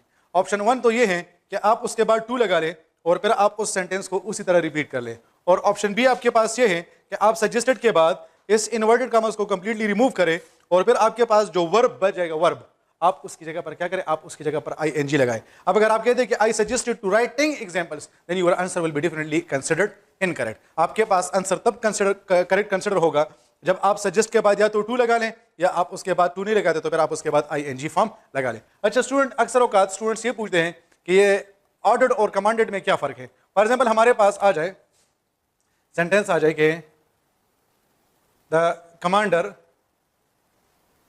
Said stay in line, the commander said stay in line, और आपके पास यहां पर दो ऑप्शन हो कि the commander ordered to stay in line, और दूसरा आ जाए कि the commander commanded to stay in line, the commander commanded to stay in line. और आपके पास ऑप्शन सी इस तरह नहीं है कि बोथ ए एंड बी, तो फिर आपके पास कौन सा वाला ठीक होगा? तो याद रखिए जब आपके पास फोर्सेस की बात आती है, फोर्सेस की यानी आर्मी की बात आ जाए, पुलिस की बात आ जाए, मिलिशिया की बात आ जाए, लेवीज वगैरह की बात आ जाए, एयरफोर्स वगैरह की बात आ जाए, तो फिर आप वहां पर सेट को कमांडेड में चेंज कर सकते हैं। और अगर जनरल सिचुएशन हो जिसमें हम फोर्सेस की बात नहीं करते हैं तो फिर आप उसमें ऑर्डर्ड लगा सकते हैं। फिर से सुने कि अगर फोर्सेस की बात हो तो आप वहां पर सेट को कमांडेड में चेंज करें, और अगर आम सिचुएशन की बात हो जिसमें हम फोर्सेस की बात नहीं करते हैं तो फिर आप सेट को ऑर्डर्ड में चेंज कर सकते हैं। तो इंपेरेटिव सेंटेंसेस में हमने ओवरऑल 7 कंटेक्स्ट को डिस्कस कर लिया। नंबर 1 ऑर्डर्ड वाला लगा ले, नंबर 2 कमांडेड वाला लगा ले, नंबर 3 एडवाइज्ड वाला लगा ले, नंबर 4 रिक्वेस्टेड वाला लगा ले, नंबर 5 आपके पास ऑर्डर्ड भी आ सकता है और फॉरबेड भी आ सकता है, नंबर 6 में आप आस्क्ड या टोल्ड लगा सकते हैं, जबकि लास्ट जो आपके पास टाइप है इसमें आप सजेशन वगैरह दे सकते हैं। इसमें जो बेसिक पॉइंट है वो यही था कि आप जब इन्वर्टेड कॉमर्स को रिमूव करेंगे तो बाकी सेंटेंसेस में आप टू लगा सकते हैं, सॉरी दैट लगाएंगे, लेकिन इसमें आप टू को यूज करेंगे। अब इंपेरेटिव सेंटेंसेस के बाद हम डिस्कस करते हैं इंट्रोगेटिव सेंटेंसेस को। Interrogative sentences are those sentences in which we ask some sort of question etcetera. ऐसा सेंटेंस जिसमें हम क्वेश्चन करते हैं या ऐसा सेंटेंस जिसमें हमें इंफॉर्मेशन की जरूरत होती है, ऐसे सेंटेंसेस को हम इंट्रोगेटिव सेंटेंसेस कहते हैं। और इंट्रोगेटिव सेंटेंसेस के पहचानने का सबसे आसान तरीका ये है कि इसके एंड में हमारे पास साइन ऑफ इंटरोगेशन आता है। ये जो हम इस तरह का मार्क लगाते हैं इसको हम साइन ऑफ इंटरोगेशन भी कह सकते हैं, इसको हम क्वेश्चन मार्क भी कह सकते हैं, या हम इसको इंट्रोगेटिव मार्क भी कह सकते हैं। ये जो मार्क सेंटेंस के एंड में आता है इसको हम sign of interrogation, interrogative sentence, या हम इसको क्वेश्चन मार्क भी कह सकते हैं। ठीक है, अब पहला पॉइंट। दूसरा पॉइंट देखिए, यहां पर मैंने दो सेंटेंसेस लिखा है, मैंने इन पे ऊपर लिखा है 1, और यहां पर मैंने दो सेंटेंसेस लिखा है, इन दोनों को मैंने नाम दिया है 2। तो इसका मतलब ये हुआ कि इंट्रोगेटिव सेंटेंस के हमारे पास दो टाइप्स है। टाइप 1 वो है जिसके स्टार्ट में हमारे पास WH आ जाए, और टाइप 2 हमारे पास वो है जिसके स्टार्ट में हमारे पास हेल्पिंग वर्ब आ जाए, या जिसको हम एक्सिलरी वर्ब भी कहते हैं, या जिसको हम टेंस मार्कर भी कहते हैं। ठीक है, फिर से सुनिए, हमारे पास इसके कितने टाइप्स हैं? दो टाइप्स है। टाइप 1 में WH, जबकि टाइप 2 में हमारे पास क्या आएगा? टाइप 2 में हमारे पास जो है वो एक्सिलरी वर्ब आएगा। अब जब हमारे पास इंट्रोगेटिव सेंटेंस होगा और इसमें हमारे पास वर्ड सेट आया है, सेट, तो इस वर्ड सेट को हम चेंज कर लेंगे आस्ट में, या हम इसको चेंज कर लेंगे इंटरोगेटेड में, या हम इसको चेंज कर लेंगे वांटेड टू नो में, या हम इसको चेंज कर लेंगे इंक्वायर्ड ऑफ में। आपके पास जो वर्ड सेट आया है आपकी अपनी मर्जी है, आप इसको जिस भी वर्ड में कन्वर्ट करेंगे आपका वो वर्ड करेक्ट कंसिडर होगा। आप सेट को आस्ट में चेंज कर लें, आप सेट को इंटरोगेटेड में चेंज कर लें, आप सेट को वांटेड टू नो में चेंज कर लें, या आप सेट को इंक्वायर्ड ऑफ में चेंज कर लें, तो आप जो भी वर्ड लगाएंगे वो ठीक होगा। पहला पॉइंट। दूसरा पॉइंट ये है कि अगर ये इंट्रोगेटिव सेंटेंस WH वर्ड से स्टार्ट हो रहा है, किस चीज से? WH वर्ड से, तो इन इनवर्टेड कॉमास को आप रिमूव कर लेंगे और आप इसकी जगह पर कुछ भी नहीं लगाएंगे। आप इनको रिमूव कर लेंगे और आप इसकी जगह पर कुछ भी नहीं लगाएंगे। दूसरा पॉइंट, पॉइंट नंबर 1 सेट वाला हुआ, पॉइंट नंबर 2 इनवर्टेड कॉमास वाला हुआ। अब पॉइंट नंबर 3 देखिए, इस सेंटेंस का जरा स्ट्रक्चर देखिए। पहले हमारे पास WH वर्ड आया है, उसके बाद हमारे पास एक्सिलरी वर्ब आया है, और फिर उसके बाद हमारे पास प्रोनाउन आया है। पहले WH वर्ड आया है, उसके बाद वर्ब आया है, और उसके बाद प्रोनाउन आया है। हम जब इसको चेंज करेंगे तो किस तरह चेंज करेंगे? हम इसको चेंज इस तरह करेंगे कि हम पहले WH वर्ड को उसी जगह पर लगा लेंगे, फिर इस प्रोनाउन को हम यहां पर लगाएंगे, और फिर हम उसके बाद एक्सिलरी वर्ब को लगाएंगे। अभी आप लोगों ने कंफ्यूज नहीं होना है कि ये क्या बात हो रही है। हम जब एग्जांपल्स करेंगे तो आपका कंसेप्ट क्लियर हो जाएगा। देखिए, he said to me, he asked me. अब हम क्या करेंगे? इन्वर्टेड कॉमास को रिमूव करेंगे कि नहीं? जी बिल्कुल करेंगे। तो इसकी जगह पर क्या लगाएंगे? इसकी जगह पर कुछ भी नहीं लगाएंगे। फिर हमारे पास स्ट्रक्चर क्या आ जाएगा? पहले हम WH वर्ड को अपनी जगह पर उसी तरह रिटेन करेंगे। याद रखें कि आपके पास डायरेक्ट इनडायरेक्ट नरेशन में जो भी WH वर्ड आया है आप उसके प्लेस वगैरह को या उस वर्ड को चेंज नहीं करेंगे। फिर अब हमारे पास क्या आएगा? यू हमारे पास बन जाएगा I, where I was going, where I was going. देखिए यहां पर वेयर के बाद क्या आया है? एक्सिलरी वर्ब, और उसके बाद क्या आया है? प्रोनाउन। यहां पर हमने वेयर के बाद क्या लगा लिया है? हमने उसके बाद लगा लिया है आई, और यानी हमने उसकी जगह पर प्रोनाउन लगा लिया है। फिर उसके बाद हमने जो है वो वर्ब को लगा लिया है, और फिर उसके बाद हमने जो मेन वर्ब है उसको लगा लिया। और चौथा चेंज जो बहुत ज्यादा इंपॉर्टेंट है, बहुत ज्यादा, कैमरे के करीब आकर आप लोगों को बता रहा हूं ताकि आप लोग बिल्कुल भी ना घबराएं, सही है? तो वो ये है कि आपके पास ये जो साइन ऑफ इंटरोगेशन है आप इसको चेंज करेंगे फुल स्टॉप में। आपके पास ऑप्शन बी इस तरह आएगा, वेयर आई वाज गोइंग, यहां पर साइन ऑफ इंटरोगेशन होगा। फिर आप लोग चीखना शुरू कर देते कि हमारे पास तो दोनों ऑप्शन सेम है। तो भाई दोनों ऑप्शंस कभी भी सेम नहीं होते, हमेशा उसमें कुछ ना कुछ ट्रिक होगा। और वो यहां पर जो मेन वाला ट्रिक है वो ये है कि इन लोगों ने आपको साइन ऑफ इंटरोगेशन भी दिया है और आपको फुल स्टॉप भी दिया है। So remember that whenever we are converting an interrogative sentence into indirect narration, that sign of interrogation is change into full stop. फिर दूसरा सेंटेंस देखिए, she said to me what is your name, तो क्या आएगा? She inquired of me what my name was, and you see that we have also changed the order of the sentence। जिस तरह हमारे पास पहले WH वर्ड आया था, उसके बाद एक्सिलरी वर्ब आया था, और उसके बाद प्रोनाउन आया था, हमने इसको चेंज करके पहले WH वर्ड लगा लिया, फिर हमने उसके बाद प्रोनाउन लगा लिया, फिर हमने उसके बाद वर्ब लगा लिया, और जब सेंटेंस एंड हो गया तो बजाय इसके कि हम यहाँ पर साइन ऑफ इंटरोगेशन लगाए, यहाँ पर हमने फुल स्टॉप को लगा लिया है। ये तो हमारे पास इंटरोगेटिव सेंटेंस का पहला टाइप बन गया है।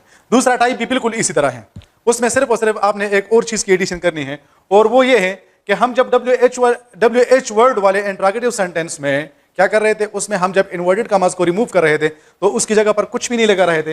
लेकिन यहां पर फिर हम क्या करेंगे?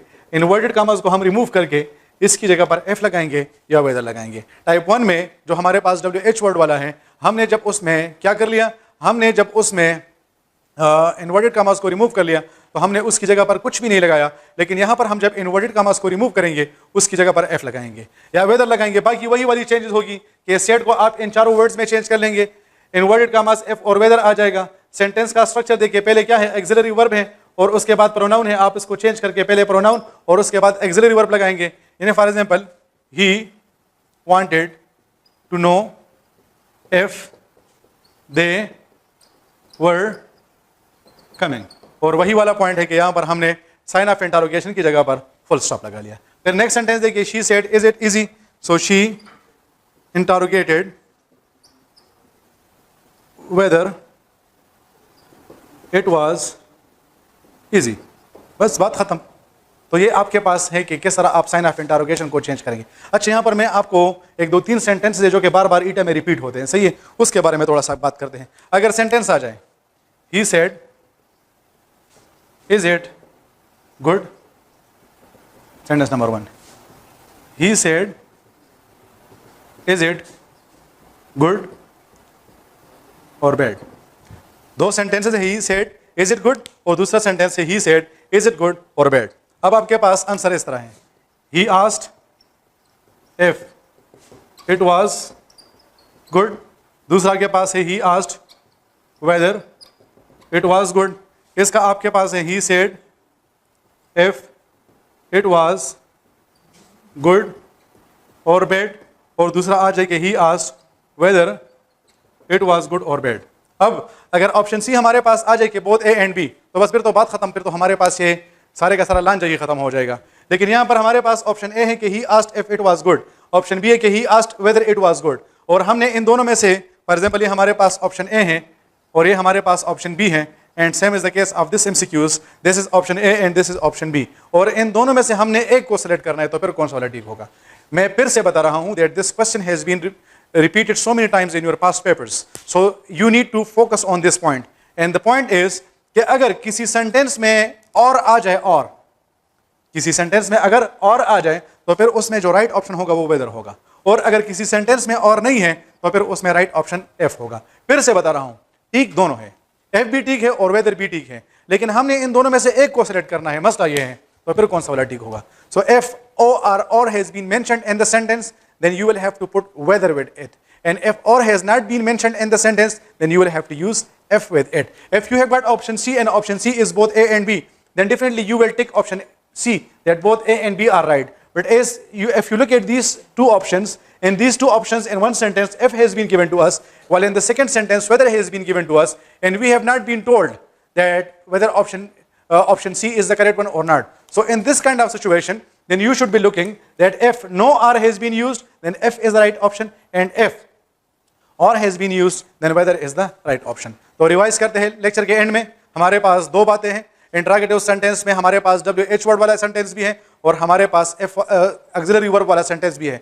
अगर ये हमारे पास इंट्रागेटिव सेंटेंस वाला है तो हम उसमें से इन्वर्टेड कामास को रिमूव करके उसकी जगह पर कुछ भी नहीं लगाएंगे, और अगर हमारे पास ये ऑक्सिलरी वर्ब वाला है तो इन्वर्टेड कामास को रिमूव करके उसकी जगह पर एफ या वेदर लगाएंगे। तीसरा पॉइंट ये है कि आप उस सेंटेंस के स्ट्रक्चर को चेंज करेंगे, प्रोनाउन को वर्ब से पहले लेकर आएंगे, and the fourth point is कि आपके पास जो साइन ऑफ इंटरोगेशन होगा you will change it into full stop. अच्छा, सबसे पहले उन एक्सेप्शन सेंटेंसेस के बारे में मैं आपको बताना चाहता हूँ, शायद मुझसे जो है वो गलती हुई है। देखिए ये 4 वर्ड्स है, good morning, good noon, good afternoon और गुड इवनिंग। जब ये 4 वर्ड्स आपके पास आएंगे तो आप इनको चेंज करेंगे ग्रीटेड में, जबकि ये 3 वर्ड जब आपके पास आ जाए, good night, good bye and farewell, तो इन 3 वर्ड्स को आप चेंज नहीं करते हैं। तो शायद गलती से मैंने इन 3 वर्ड्स में से गुड नाइट की जगह पर गुड मॉर्निंग बोला हो, तो गुड मॉर्निंग को आप चेंज करेंगे ग्रीटेड में। फिर उसके बाद हमने इंपेरेटिव सेंटेंसेस को चेंज किया, और इंपेरेटिव सेंटेंसेस के बाद हमने इंट्रागेटिव सेंटेंसेस को चेंज किया है। आज हम बात करते हैं ऑप्टेटिव सेंटेंसेस को, कि आप ऑप्टेटिव सेंटेंस को किस तरह चेंज करेंगे। सबसे पहले ऑप्टेटिव सेंटेंस किसे कहते हैं। ऑप्टेटिव सेंटेंस हमारे पास वो सेंटेंस होता है जिसमें हम अपने किसी ख्वाहिश का इजहार करते हैं। दो sentences in which we express our wish और डिजायर और prayers is called optative sentence. अब ऑप्टेटिव सेंटेंस के हमारे पास 3 टाइप्स हैं। टाइप 1 हमारे पास वो है जिसके स्टार्ट में हमारे पास में आ जाए, टाइप 2 हमारे पास वो है जिसमें हमारे पास वुड दैट आ जाए, और उसके साथ हमारे पास पास्ट कंटिन्यूअस टेंस आ जाए। और टाइप 3 हमारे पास वो है जिसमें हमारे पास स्टार्ट में वुड दैट आ जाए और उसके साथ पास्ट परफेक्ट टेंस आ जाए। फिर से सुने, ऑप्टेटिव सेंटेंस के हमारे पास 3 टाइप्स हैं। ऑप्टेटिव सेंटेंस वो सेंटेंस होता है जिसमें हम अपने किसी ख्वाहिश का इजहार करते हैं, और इसके हमारे पास 3 टाइप्स हैं। टाइप 1 में हमारे पास मैं आता है, टाइप 2 में स्टार्ट में हमारे पास वुड दैट आता है और हम उसके साथ पास्ट कंटिन्यूअस टेंस को यूज करते हैं, जबकि टाइप 3 में हमारे पास वुड दैट आता है और हम उसके साथ पास्ट परफेक्ट टेंस को यूज करते हैं। अब हम इसको जब चेंज करते हैं तो हम सबसे पहले बात करते हैं सेड की। तो हमारे पास जो वर्ड सेड आया है हम इसको चेंज कर लेंगे विश्ड में, या हम इसको चेंज कर लेंगे प्रेड में, या हम इसको चेंज कर लेंगे डिजायर्ड में। हमारे पास जो ऑप्टेटिव सेंटेंस आएगा उसमें हमारे पास जो विश्ड आया है, जो हमारे पास प्रेड आया है, या सॉरी हमारे पास जो वर्ड सेड आया है हम उसकी जगह पर विश्ड, प्रेड या डिजायर्ड लगा लेंगे। इन तीनों में से हम जो भी वर्ड लगाएंगे वो हमारे पास ठीक होगा। फिर दूसरा जो हमारे पास चेंज है वो ये कि हमारे पास ये जो इन्वर्टेड कॉमास है इनको हम जब रिमूव करेंगे तो इसकी जगह पर हम लगाएंगे दैट। पहला पॉइंट हमारे पास क्या हुआ? पहला पॉइंट ये कि आपके पास जो वर्ड सेड है आपने इसको विश्ड, प्रेड या डिजायर्ड में चेंज कर लिया। दूसरा चेंज आपके पास ये कि जो आपके पास इन्वर्टेड कॉमास है आप उनको रिमूव करके उसकी जगह पर लगा लेंगे दैट। और तीसरा जो हमारे पास पॉइंट है अब हम उसकी तरफ आते हैं। देखिए, अगर आप लोग को याद हो तो हमने ये पॉइंट डिस्कस किया था कि मे को हम किस चीज में चेंज करते हैं? मे को हम चेंज करते हैं माइट में। If you remember when we were discussing modal verbs, were there be said that may is change into might. लेकिन यहां पर हम सिर्फ मे को माइट में चेंज नहीं करेंगे बल्कि एक और चेंज भी हमने करना है, और वो कौन सा है? देखिए, इस सेंटेंस के स्ट्रक्चर को देखिए। पहले आपके पास मे आया है और उसके बाद आपके पास यू आया है, यानी इसका मतलब ये कि मे पहले आया है और प्रोनाउन उसके बाद आया है। आप जब इस सेंटेंस को चेंज करेंगे तो प्रोनाउन को पहले लगाएंगे और उसके बाद फिर क्या कर लेंगे? उसके बाद आप माइट लगा लेंगे। बड़ा इंपॉर्टेंट पॉइंट है, सही है। आप इसके स्ट्रक्चर को जरूर चेंज करेंगे। मे को आप चेंज कर लेंगे माइट में, लेकिन ये माइट आप प्रोनाउन से पहले नहीं लगाएंगे बल्कि आप उसको प्रोनाउन के बाद लगाएंगे। इधर देखिए, हमारे पास आ जाएगा मदर, प्रेड, इन्वर्टेड कॉमास को रिमूव करके दैट लगा लेंगे। यू हमारे पास सेकंड पर्सन है, सेकंड पर्सन को हम चेंज करते हैं ऑब्जेक्ट के मुताबिक। तो जब हमारे पास ऑब्जेक्ट ना हो फिर हमारी अपनी मर्जी होती है कि हम जो भी प्रोनाउन लगाएंगे वो ठीक होगा। तो यहां पर मैं लगा लूंगा दैट आई, मे क्या बन जाएगा? Might live long. Mother prayed that I might live long. अब इसमें इंपॉर्टेंट पॉइंट ये है कि आपके पास ऑप्शन बी इस तरह आएगा, mother prayed that might I live long, that might I live long. और फिर इसमें आप लोग ये गलती कर लेते हैं कि आप ऑप्शन बी को टिक कर लेते हैं। तो फिर से सुने कि ये जो माइट आएगा आप इसको प्रोनाउंस के बाद लगाएंगे। अगर आप इसको प्रोनाउन से पहले लगाएंगे तो आपका जो आंसर होगा वो गलत कंसिडर होगा। दूसरा सेंटेंस देखिए, the teacher said may they qualify the test. तो आ जाएगा the teacher wished, inverted commas को रिमूव करके दैट लगा लेंगे। अब हम क्या करेंगे? शाबाश, हम यहाँ पर पहले अब प्रोनाउन लगाएंगे।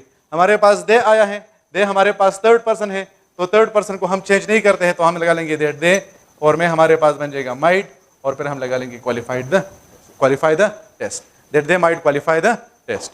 तो आपके पास ये क्या हुआ? ये आपके पास बन गया है type 1। Type 2, the old man said would that I were a young boy. Start में क्या आया है? वुड दैट आया है।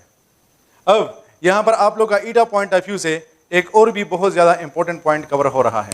ईटा पॉइंट ऑफ व्यू से एक और भी बहुत ज्यादा इंपॉर्टेंट पॉइंट कवर हो रहा है, और वो इंपॉर्टेंट पॉइंट कौन सा है? सुने, जब आपके पास वुड दैट आ जाए, वुड दैट, तो हमारे पास रूल ये है कि सिंगुलर के साथ हम वाज लगाते हैं जबकि प्लूरल के साथ हम वर लगाते हैं। मैं कहता हूं कि आई वाज प्लेइंग, मैं कहूंगा कि ही वाज राइटिंग, मैं लिखूंगा कि शी वाज प्लेइंग, सही है। तो और अगर हमारे पास प्लूरल आ जाए तो प्लूरल के साथ हम वर लगाते हैं, they were writing, we were busy, ठीक है। तो आप देख सकते हैं कि सिंगुलर के साथ हमने वाज लगा लिया जबकि प्लूरल के साथ हमने वर लगा लिया। लेकिन जब भी आपके पास वुड दैट आएगा, वुड दैट, तो फिर चाहे आपके पास सिंगुलर आ जाए या चाहे आपके पास प्लूरल आ जाए, आप उसके साथ क्या करेंगे? आप उसके साथ वर लगाएंगे। फिर से सुने, फिर से आपको बता रहा हूं कि जब आपके पास सिंगुलर आता है तो आप उसके साथ वाज लगाते हैं, जब आपके पास प्लूरल आता है तो आप उसके साथ वर लगाते हैं। लेकिन जब आपके पास वुड दैट आएगा तो चाहे आपके पास सिंगुलर आ जाए या चाहे आपके पास प्लूरल आ जाए, आप उसके साथ वर को यूज करेंगे। अब पास्ट कंटिन्यूअस टेंस आए हैं तो पास्ट कंटिन्यूअस टेंस को हम किस चीज में चेंज करेंगे? जी हाँ, पास्ट परफेक्ट कंटिन्यूअस टेंस में। तो हमारे पास आ जाएगा the old man desired, inverted commas को रिमूव करके हम लगा लेंगे दैट। अब ये वुड दैट के साथ क्या करेंगे, ये तो बहुत बड़ा मसला बन जाएगा। तो याद रखें, जब आपके पास वुड दैट आएगा आप इसको ओमिट करेंगे। क्या करेंगे, ओमिट करेंगे, यानी कंप्लीटली खत्म करेंगे। या आप ये सोचे कि हमारे पास वुड दैट यूज ही नहीं हुआ है, तो आई क्या बन जाएगा, ओल्ड मैन है तो हमारे पास आ जाएगा he had been. Had been क्यों लगाया, क्योंकि हमारे पास सेंटेंस जो है वो पास्ट कंटिन्यूअस टेंस है, और पास्ट कंटिन्यूअस टेंस को हम चेंज करते हैं पास्ट परफेक्ट कंटिन्यूअस टेंस में। दूसरा सेंटेंस देखिए, वुड दैट आया है तो मैं वुड दैट को ओमिट कर लूंगा। मैं कहूंगा कि शी विश्ड दैट दे वर आया है तो कौन सा टेंस हुआ, पास्ट कंटिन्यूअस टेंस हुआ। अगर ये हमारे पास पास्ट कंटिन्यूअस टेंस है तो पास्ट कंटिन्यूअस टेंस को हम किस चीज में चेंज करेंगे, शाबाश, इसको हम चेंज करेंगे पास्ट परफेक्ट कंटिन्यूअस टेंस में, तो हमारे पास आ जाएगा that he had been present. तो इस तरह आपके पास जो टाइप 2 है आप उसको चेंज कर लेंगे। फिर अगर आपको याद हो तो टाइप 3 के बारे में हमने कहा था कि इसके स्टार्ट में हमारे पास वुड दैट आ जाता है और ये हमारे पास आ जाता है पास्ट परफेक्ट।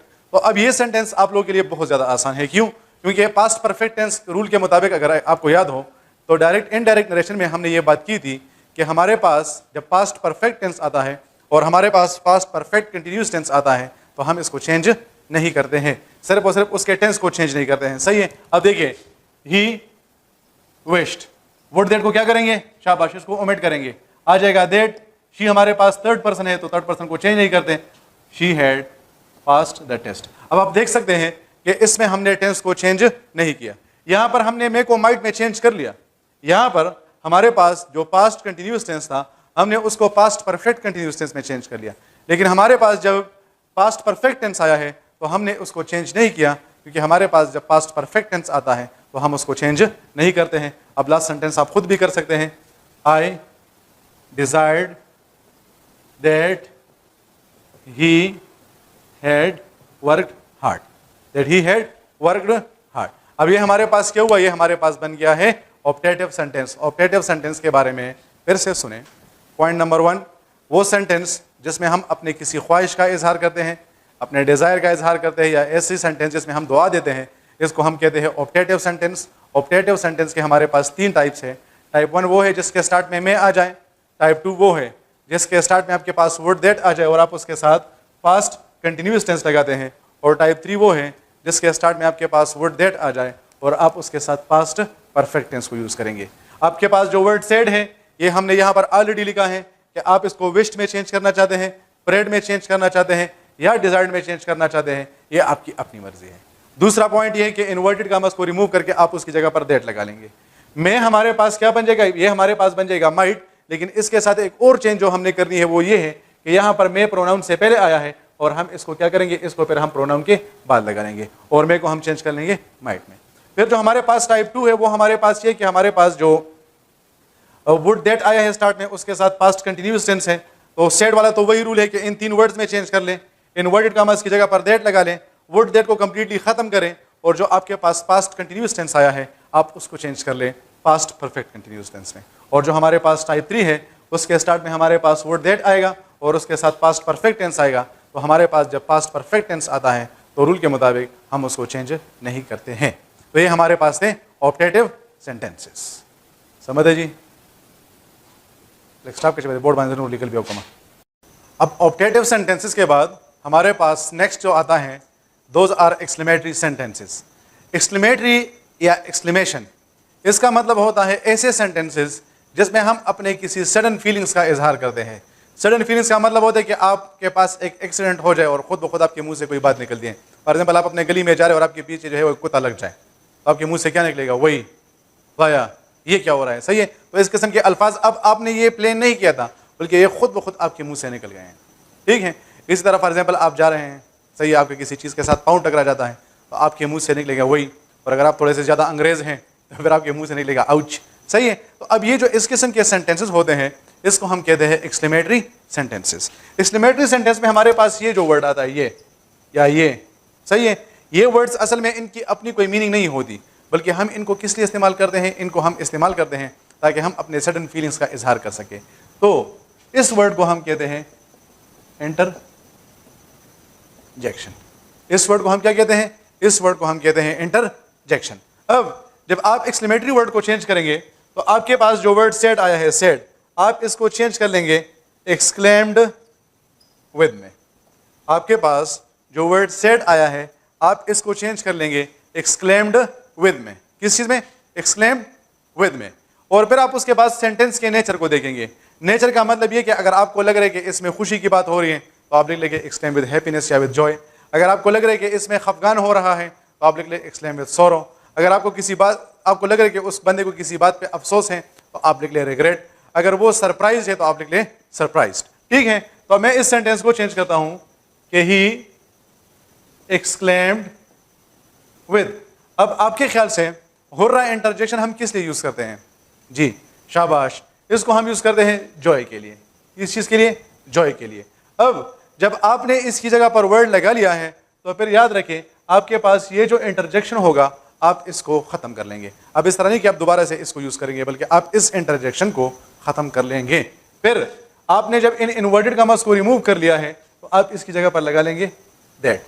याद रखें एक्सक्लेमेटरी सेंटेंसेस में भी हम जब इन्वर्टेड कॉमास को रिमूव करते हैं इसकी जगह पर लगाते हैं दैट। फिर हमारे पास आई बन जाएगा ही। सेंटेंस प्रेजेंट परफेक्ट में तो बन जाएगा past perfect, that he had qualified the test. फिर नेक्स्ट देखिए, शी सेड ओ या he has topped the test, तो क्या आ जाएगा? She exclaimed with joy that he had topped the test. अब देखिए ना, ओ या को हमने क्या कर लिया, इसको हमने रिमूव कर लिया। क्यों? क्योंकि इसकी जगह पर ऑलरेडी हमने जॉय का वर्ड लगा लिया है। फिर टाइप 2 हमारे पास आ जाएगा, the poor man said alas I have no money. तो आपके ख्याल से अलास किस लिए हम यूज करते हैं? शाबाश, इसको हम यूज करते हैं सोरो के लिए। So the poor man exclaimed with sorrow that he had no money, that he had no money. फिर next, he said oh God I miss the train. ये भी हम किस लिए, अगर कोई बंदा ट्रेन को मिस करता है तो इसका मतलब क्या है कि वो खुश नहीं है, तो आ जाएगा कि he exclaimed with sorrow that he. Sentence past indefinite tense में तो पास्ट इंडेफिनिट बन जाएगा past perfect, that he has missed the train. अब ये जो हमने टाइप 1 और टाइप 2 कर लिए ये आसान है, सही है, आप इसको आसानी से याद कर सकते हैं। ज्यादातर आपके पास जो सेंटेंसेस होते हैं वो टाइप 3 और टाइप 4 से आते हैं, लेकिन इसका मतलब ये नहीं कि टाइप 1 और 2 से नहीं आ सकते। टाइप 1 और 2 से भी आते हैं लेकिन उससे कम आते हैं।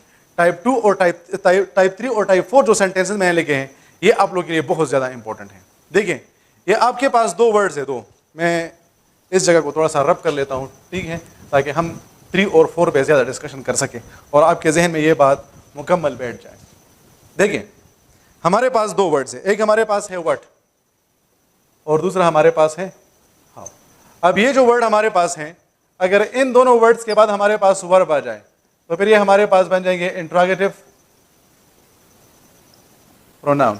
अगर मैं कहता हूं कि व्हाट इज योर नेम, या मैं लिखूं कि हाउ इज इट, ठीक है।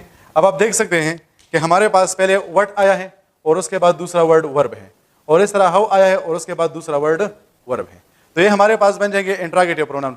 अभी आप सिर्फ इसको थोड़ा सा समझे, सही है, क्योंकि फिर इन चीज़ों पे हम जब पार्ट्स ऑफ स्पीच को डिस्कस करेंगे तो डिटेल में बातें करेंगे, सही है। अभी मैं आपको सिर्फ और सिर्फ सेंटेंस की बात बता रहा हूँ कि अक्सर औकात आपके पास ये सेंटेंसेस आ जाते हैं और फिर आप लोग इसमें कंफ्यूज हो जाते हैं। अब हाउ और वर्ड, उसके बाद दूसरा वर्ड आपके पास आया कौन सा वाला, वर्ब, तो ये आपके पास बन गया है इंट्रोगेटिव प्रोनाउन, और फिर आप इस सेंटेंस को चेंज करेंगे इंट्रोगेटिव के रूल के मुताबिक। तो इंट्रोगेटिव सेंटेंसेस के लिए जो रूल है वो ऑलरेडी हमने डिस्कस किए हैं। लेकिन अगर आपके पास सेंटेंस के स्टार्ट में व्हाट आ जाए या सेंटेंस के स्टार्ट में हाउ आ जाए और जो आपके पास वर्ब है वर्ब वो आपके पास सेंटेंस के एंड में आ जाए, अगर आपके पास व्हाट आ जाए और आपके पास हाउ आ जाए, सही है, और आपके पास जो वर्ब है वो सेंटेंस के एंड में आ जाए, तो फिर ये जो दो वर्ड्स हैं ये हमारे पास बन जाएंगे इंट्रोगेटिव एडजेक्टिव। क्या बन जाएंगे? ये हमारे पास बन जाएंगे इंट्रोगेटिव एडजेक्टिव। फिर से सुने, हाउ और वर्ड ये आपके पास इंट्रोगेटिव प्रोनाउन भी हो सकते हैं और ये आपके पास इंट्रोगेटिव एडजेक्टिव भी हो सकते हैं। इस पे डिटेल पे डिस्कशन कहाँ पर होगी? इस पे डिटेल पे डिस्कशन जो है वो इंशाल्लाह पार्ट्स ऑफ स्पीच में होगी, सही है। और आपके पास जो हाउ और वर्ड आया है आप इसको क्या कर लेंगे, अगर इसके बाद दूसरा वर्ड वर्ब है तो ये आपके पास इंट्रोगेटिव प्रोनाउन और फिर ये सेंटेंस आपके पास बन जाएगा इंट्रोगेटिव सेंटेंस। और अगर व्हाट और हाउ सेंटेंस के स्टार्ट में और वर्ब सेंटेंस के एंड में तो फिर ये आपके पास बन जाएगा एक्सक्लेमेटरी सेंटेंस। जिस तरह अगर आप इस सेंटेंस को देखते हैं, व्हाट कहाँ पर है? सेंटेंस के स्टार्ट में है, विल भी कहाँ पर है? सेंटेंस के एंड में है, हाउ कहाँ पर है, सेंटेंस के स्टार्ट में है, आर कहाँ पर है, वर्ब, वो सेंटेंस के एंड में है। तो अगर आपके पास व्हाट और हाउ आ जाए और ये आपके पास as an interrogative adjective use हो जाए, क्या, as an interrogative adjective, not as an interrogative pronoun, तो फिर जो आपके पास व्हाट होगा या आपके पास हाउ होगा, आप इसको चेंज कर लेंगे वेरी में, या आप इसको चेंज कर लेंगे ग्रेट में, या अगर आप इसकी जगह पर कुछ भी नहीं लगाना चाहते हैं तो भी ठीक होगा। कंफ्यूज नहीं होना है स्टूडेंट्स, सही है, कंफ्यूज नहीं होना है, क्योंकि वो फिर मैं कैमरे से निकल आऊंगा और आप लोगों को जो है वो क्या करूंगा, आप लोग को वार्न करूंगा कि आप लोग इस तरह ना करें, सही है। तो गौर के साथ सुने, कंफ्यूज नहीं होना है। वो समझ बेचारे भी मुझे देख रहे हैं कि सर को क्या हो गया है, तो कुछ नहीं हुआ है, समझ, ये असल में स्टूडेंट्स थोड़े से इन सेंटेंसेस को देखकर कंफ्यूज हो जाते हैं, तो मैं इनको थोड़ा सा रिलैक्स करवा रहा हूँ। तो व्हाट और how as an interrogative adjective, तो सेंटेंस में आपके पास व्हाट और हाउ को आप चेंज कर लेंगे वेरी में, या आप इसको चेंज कर लेंगे ग्रेट में, या अगर आप इसकी जगह पर कुछ भी नहीं लगाएंगे तो भी ठीक होगा। अब देखिए, ये तो पहला पॉइंट हुआ। आप अगर सेंटेंस से वर्ड को रिमूव करेंगे तो आपके पास क्या बन जाएगा, a short it will be, क्या बन जाएगा, a short it will be. तो क्या आपके पास a short it will be ठीक आएगा, जी नहीं। आप इसको जब ठीक लिखेंगे तो ये किस तरह आएगा, आप इसको इस तरह लिखेंगे, it will be a short. मेरी बात की समझ आ रही है होपफुली। जब मैंने वर्ड को रिमूव कर लिया तो मेरे पास बच गया है अ शॉर्ट इट विल बी। तो अ शॉर्ट विल बी तो हमारे पास ठीक सेंटेंस नहीं है, इसको जब हम ठीक लिखेंगे तो किस तरह लिखेंगे, it will be a short, it will be a short. अब देखिए स्टूडेंट्स, हमारे पास मैं लिखूंगा the captain exclaimed with surprise that, ये क्या बन जाएगा, इट तो थर्ड पर्सन है, ये अपनी जगह पर रह जाएगा, इट विल क्या बन जाएगा, it would be a short, that it would be a short. तो ये भी हमारे पास ठीक है। लेट सपोज कर रहे हैं, मैंने आप लोगों से कहा था कि अगर आप इसकी जगह पर कुछ भी नहीं लगाना चाहते हैं तो भी ठीक होगा, लेकिन एक बंदा कहते हैं कि मैंने इसकी जगह पर वेरी या ग्रेट लगाना है, तो आपके पास क्या आएगा, अगर मैं कह दूं कि it would be a very short, तो क्या ये ठीक होगा, नहीं, बल्कि यहां पर मैं लगा लूंगा it would be a great short. तो जिस सेंटेंस में आपके पास हाउ आ जाए और व्हाट आ जाए, सही है, आप अगर उसकी जगह पर कुछ भी नहीं लगाना चाहते हैं तो भी ठीक होगा, और अगर आपने वेरी या ग्रेट लगाना है तो फिर आपने वो सेंटेंस के नेचर के मुताबिक लगाना है। अब दूसरा सेंटेंस देखिए, मैं हाउ को रिमूव कर लूंगा, बन जाएगा टाल द माउंटेन्स आर, तो क्या ये ठीक होगा, नहीं, ये होगा द माउंटेन्स आर टाल, द माउंटेन्स आर टाल। इसको जब मैं ठीक लिखूंगा, the mountaineer exclaimed with wonder that, क्या आएगा, दैट द माउंटेन्स, सेंटेंस हमारे पास कौन से टेंस में है, प्रेजेंट कंटिन्यूअस में, तो क्या आ जाएगा, द माउंटेन्स वर टाल आ जाएगा। अगर इस सेंटेंस को हम इस तरह लिखते हैं तो भी ठीक होगा, लेकिन एक बंदा कहते हैं कि नहीं मैंने वेरी या ग्रेट लगाना है, तो अगर मैं लिखूं कि that the mountains were great टाल, क्या ये ठीक होगा, नहीं, बल्कि मैं लगाऊंगा that the mountains were very tall. तो इस तरह आपका सेंटेंस चेंज हो जाएगा। फिर द गर्ल सेड, ओ खुदाया द हाउस इज बर्निंग। अब अगर किसी घर पे आग लग रही है तो लड़के क्या होगी, लड़कियां डरेंगी, सही है, क्योंकि वो सेंसिटिव होते हैं, उनमें इमोशन स्ट्रांग होते हैं। लेकिन लड़के क्या करेंगे, फॉर एग्जाम्पल अगर समद वहाँ पर मौजूद है तो समद खड़े हो जाएंगे, मेरी पिक्चर ले लो, पीछे जो आग है वो भी आनी चाहिए कि, और फिर वो कैप्शन दे देंगे कि I am standing in front of a house that is burning. तो खैर वो तो गप लगा रहे हैं, सही है। लेट सपोज यहाँ पर हमने सिर्फ सिचुएशन को एक्सप्लेन करना है, तो हम कहते हैं कि फॉर एग्जाम्पल लड़के जो है वो डर गई है, तो हम कहते हैं कि the girls exclaimed with fair that the house was burning. और लास्ट सेंटेंस ये फिर से आपके पास इसी कैटेगरी का सेंटेंस है, क्योंकि स्टार्ट में हाउ आया है और वर्ब आपके पास एंड में आया है, तो हाउ को आप रिमूव कर ले, सेंटेंस बन जाएगा डार्क द नाइट इज। तो आप जब इसको ठीक लिखेंगे तो ये आपके पास आ जाएगा द नाइट इज डार्क। तो आप लिख लेंगे कि the child exclaimed with fear that the night was dark। अगर आप इसको इस तरह लिखते हैं तो भी ठीक होगा, लेकिन एक बंदा कहते हैं कि नहीं मैंने वेरी या ग्रेट लगाना है, तो हम कहते हैं the night was very dark. तो ये आपके पास क्या थे, ये आपके पास थे एक्सक्लेमेटरी सेंटेंसेस। नेट से आप गूगल में एंटर करें एक्सक्लेमेटरी सेंटेंसेस और आपको एक लिस्ट मिल जाएगा और आप उसको जो है वो कन्वर्ट कर ले। Discussion on the changes of certain words. If you remember when we started our discussion on direct and indirect narration, we said that when we are converting a sentence from active voice into passive voice, we have to make 7 changes. Change number 1 was identification. Change number 2 was the removal of inverted commas. Change number 3 was to put that in place of the inverted commas. Change number 4 was to make the starting letter of a reported speech a small letter. Then we had to change pronoun. Then we have to change tense, and the last change is change of certain words. तो ये certain words आप लोगों के लिए बहुत ज़्यादा आसान है, इसमें सिर्फ और सिर्फ एक ट्रिकी पॉइंट है जिसकी तरफ आप लोगों ने फोकस करना है। देखिए हमारे पास फॉर एग्जांपल सेंटेंस आ जाए, he said this is a book, he said this is a book. तो आप जब इसको चेंज करेंगे, इसका बड़ा सिंपल पॉइंट ये है कि आप यहां पर लगा लेंगे ही सेड, इन्वर्टेड कॉमास को रिमूव करेंगे तो इसकी जगह पर लगा लेंगे दैट, और दिस की जगह पर क्या आ जाएगा, शाबाश, दिस की जगह पर आ जाएगा that, that was a book. तो यहां पर हमारे पास जो दिस आया था हमने इसको चेंज कर लिया है दैट में। अक्सर औकात स्टूडेंट्स के लिए पॉइंट ऑफ कंफ्यूजन ये होती है कि क्या हमारे पास डबल दैट एक साथ आ सकते हैं कि नहीं आ सकते। तो याद रखिए डियर स्टूडेंट्स, आप डबल दैट को एक साथ यूज कर सकते हैं। आप लोगों को कंफ्यूज करने के लिए हो सकता है कि ऑप्शन बी इस तरह आ जाए कि he said that was a book, और इसके दरमियान इन लोगों ने कामा लगाया हो। तो याद रखें, इन डबल दैट के दरमियान कामा आपने यूज नहीं करना है। अगर आप कामा यूज करेंगे तो आपका जो आंसर होगा वो गलत कंसिडर होगा। फिर नेक्स्ट पॉइंट आपके पास ये है कि फॉर एग्जांपल अगर हमारे पास सेंटेंस आ जाए कि she said I am coming today, I am coming today. तो आप जब इसको चेंज करेंगे हमारे पास आ जाएगा she said that she was coming.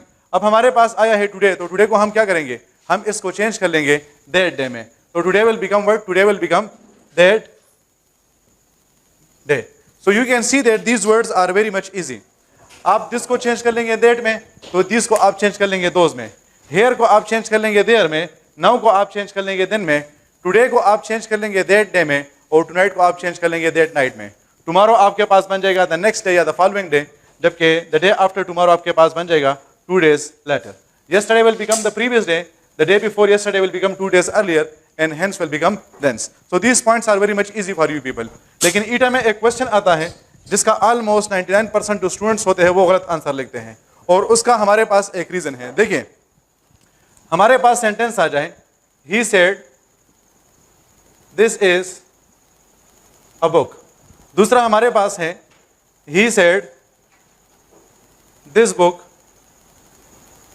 is new, he said this is a book and he said this book is new। बहुत ज्यादा ट्रिकी पॉइंट है और इस पॉइंट पे आप लोगों ने बहुत ज्यादा गौर करना है। देखिए हमारे पास आ जाएगा he said that, this हमारे पास बन जाएगा that was a book। तो हमारे पास ये सेंटेंस बन जाएगा he said that was a book।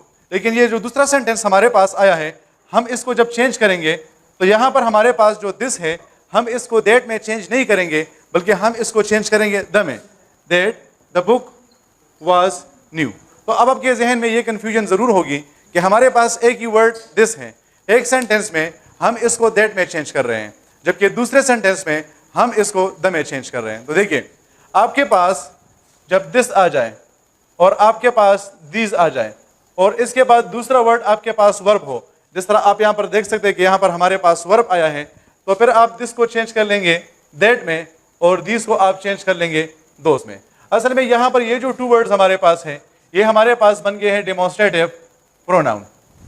आपके पास 4 वर्ड्स हैं, दिस, दैट, दीस, दोस। इन 4 वर्ड्स के बाद जब आपके पास वर्ब आएगा तो इन 4 वर्ड्स को आप डेमोन्स्ट्रेटिव प्रोनाउन कहेंगे। लेकिन इन ही 4 वर्ड्स के बाद, यहाँ पर मैं सिर्फ 2 लिख रहा हूँ क्योंकि हमारे पास जब दैट आता है और हमारे पास दोस आता है तो इसको तो हम चेंज ही नहीं करते, सही है।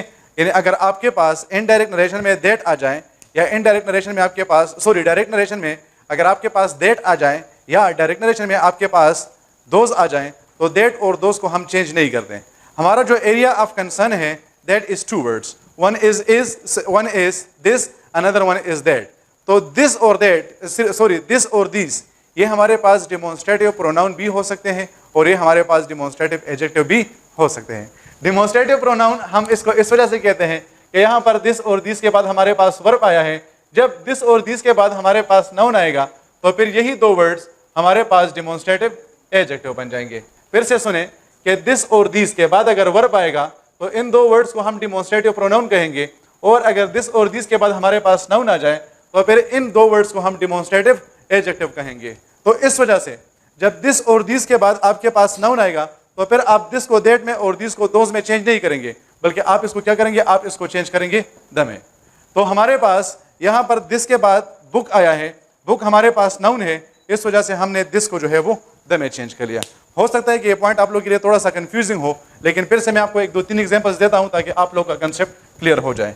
वैसे डेमोन्स्ट्रेटिव प्रोनाउन और डेमोन्स्ट्रेटिव एडजेक्टिव के बारे में मैंने अपने यूट्यूब चैनल पे एक वीडियो दिया है जिसमें मैंने फुल डिटेल में दिस, दैट, दीज, दोज के जो यूसेज है उसको भी एक्सप्लेन किया है, फिर इसके दरमियान जो डिफरेंसेस है उसको भी डिस्कस किया है, और इसके साथ साथ जो हमारे पास डेमोन्स्ट्रेटिव और प्रोनाउन और डेमोन्स्ट्रेटिव एडजेक्टिव हमें से कहते हैं इस पे भी हमने बात की है। अब सेंटेंस देखिए, he said these are good students। he said these are good students। दूसरा सेंटेंस है he said these students are good। अब सबसे पहले तो आप ये आइडेंटिफाई करें कि इसमें हमारे पास डेमोन्स्ट्रेटिव प्रोनाउन कौन सा है और इसमें हमारे पास डेमोन्स्ट्रेटिव एडजेक्टिव कौन सा है। तो these के बाद क्या आया है, आर आया है, आर हमारे पास वर्ब है।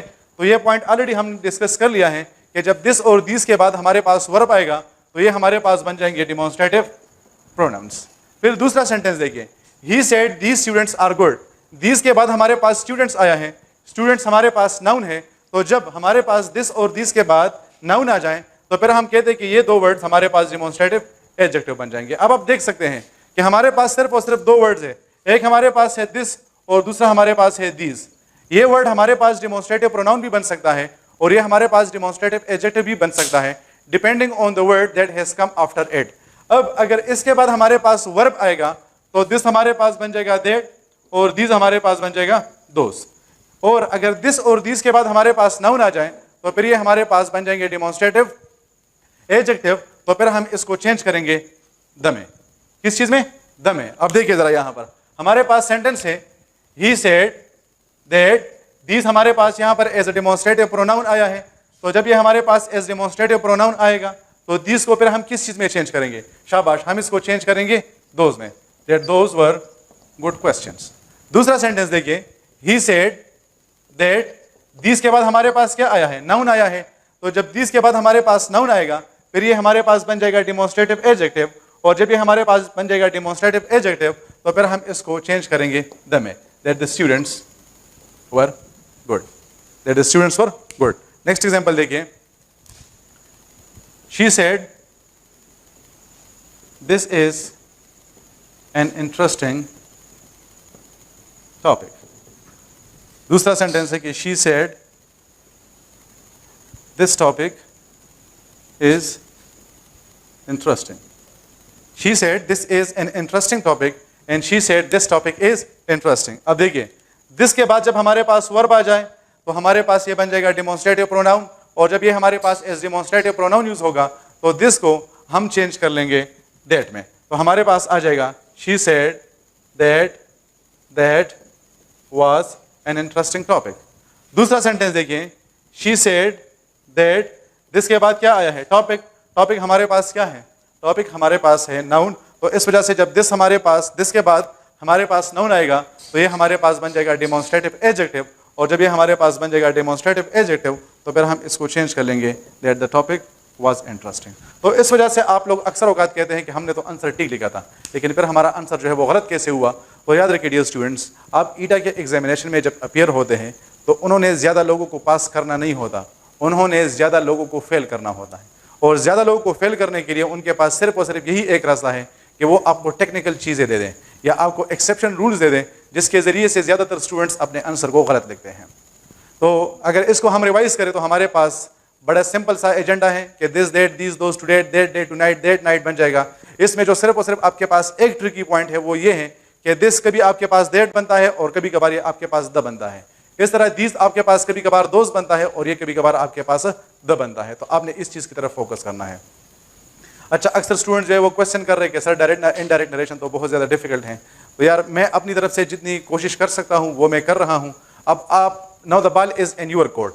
इसका मतलब ये है कि अब ये आप पे डिपेंड करता है कि किस तरह आपकी जो वीकनेस है आप उसको अपने आप से रिमूव करते हैं। इसका मतलब ये है कि जो रूल्स मैं आपको यहाँ पर बता दूँ, गूगल में आप चले जाएँ, वहाँ पर आप उस सेंटेंसेस को जो है, फॉर एग्जांपल हमने ऑप्टेटिव सेंटेंसेस कर लिए, आप वहाँ पर गूगल में लिख लिए ऑप्टेटिव सेंटेंसेस और वहाँ पर आपके पास आ जाएगा a list of optative sentences. तो आप उसको जो है वो कवर कर लेंगे। फिर आपके पास एक्सक्लेमेटरी सेंटेंसेस आपने जो है वो लर्न कर लिए हैं तो आप वहाँ पर एंटर कर ले और आपके पास एक लिस्ट आ जाएगा। डियर स्टूडेंट्स, मैं अक्सर औकात अपने स्टूडेंट्स को बताता हूं कि जिस बंदे की रिवीजन जितनी स्ट्रांग होगी उतना उस बंदे के क्वालिफाई करने के चांसेस भी ज़्यादा होंगे। स्टूडेंट्स, मैं आपको सिंपल सा पॉइंट बताता हूं कि मैंने जब CSS का फर्स्ट अटेम्प्ट दिया था, ये समझ मेरे सामने खड़े, आई डोंट नो, वो मुझे हंसाने की कोशिश कर रहे हैं और मैं हंस रहा हूँ। आप लोग भी थोड़ा सा हंस ले, because it is something very good for your health. इंसान को स्माइल करनी चाहिए, ठीक है? तो आप भी स्माइल करें, मैं भी स्माइल कर लेता हूँ, अब्दुल्ला भी यहाँ पर स्माइल कर रहे हैं।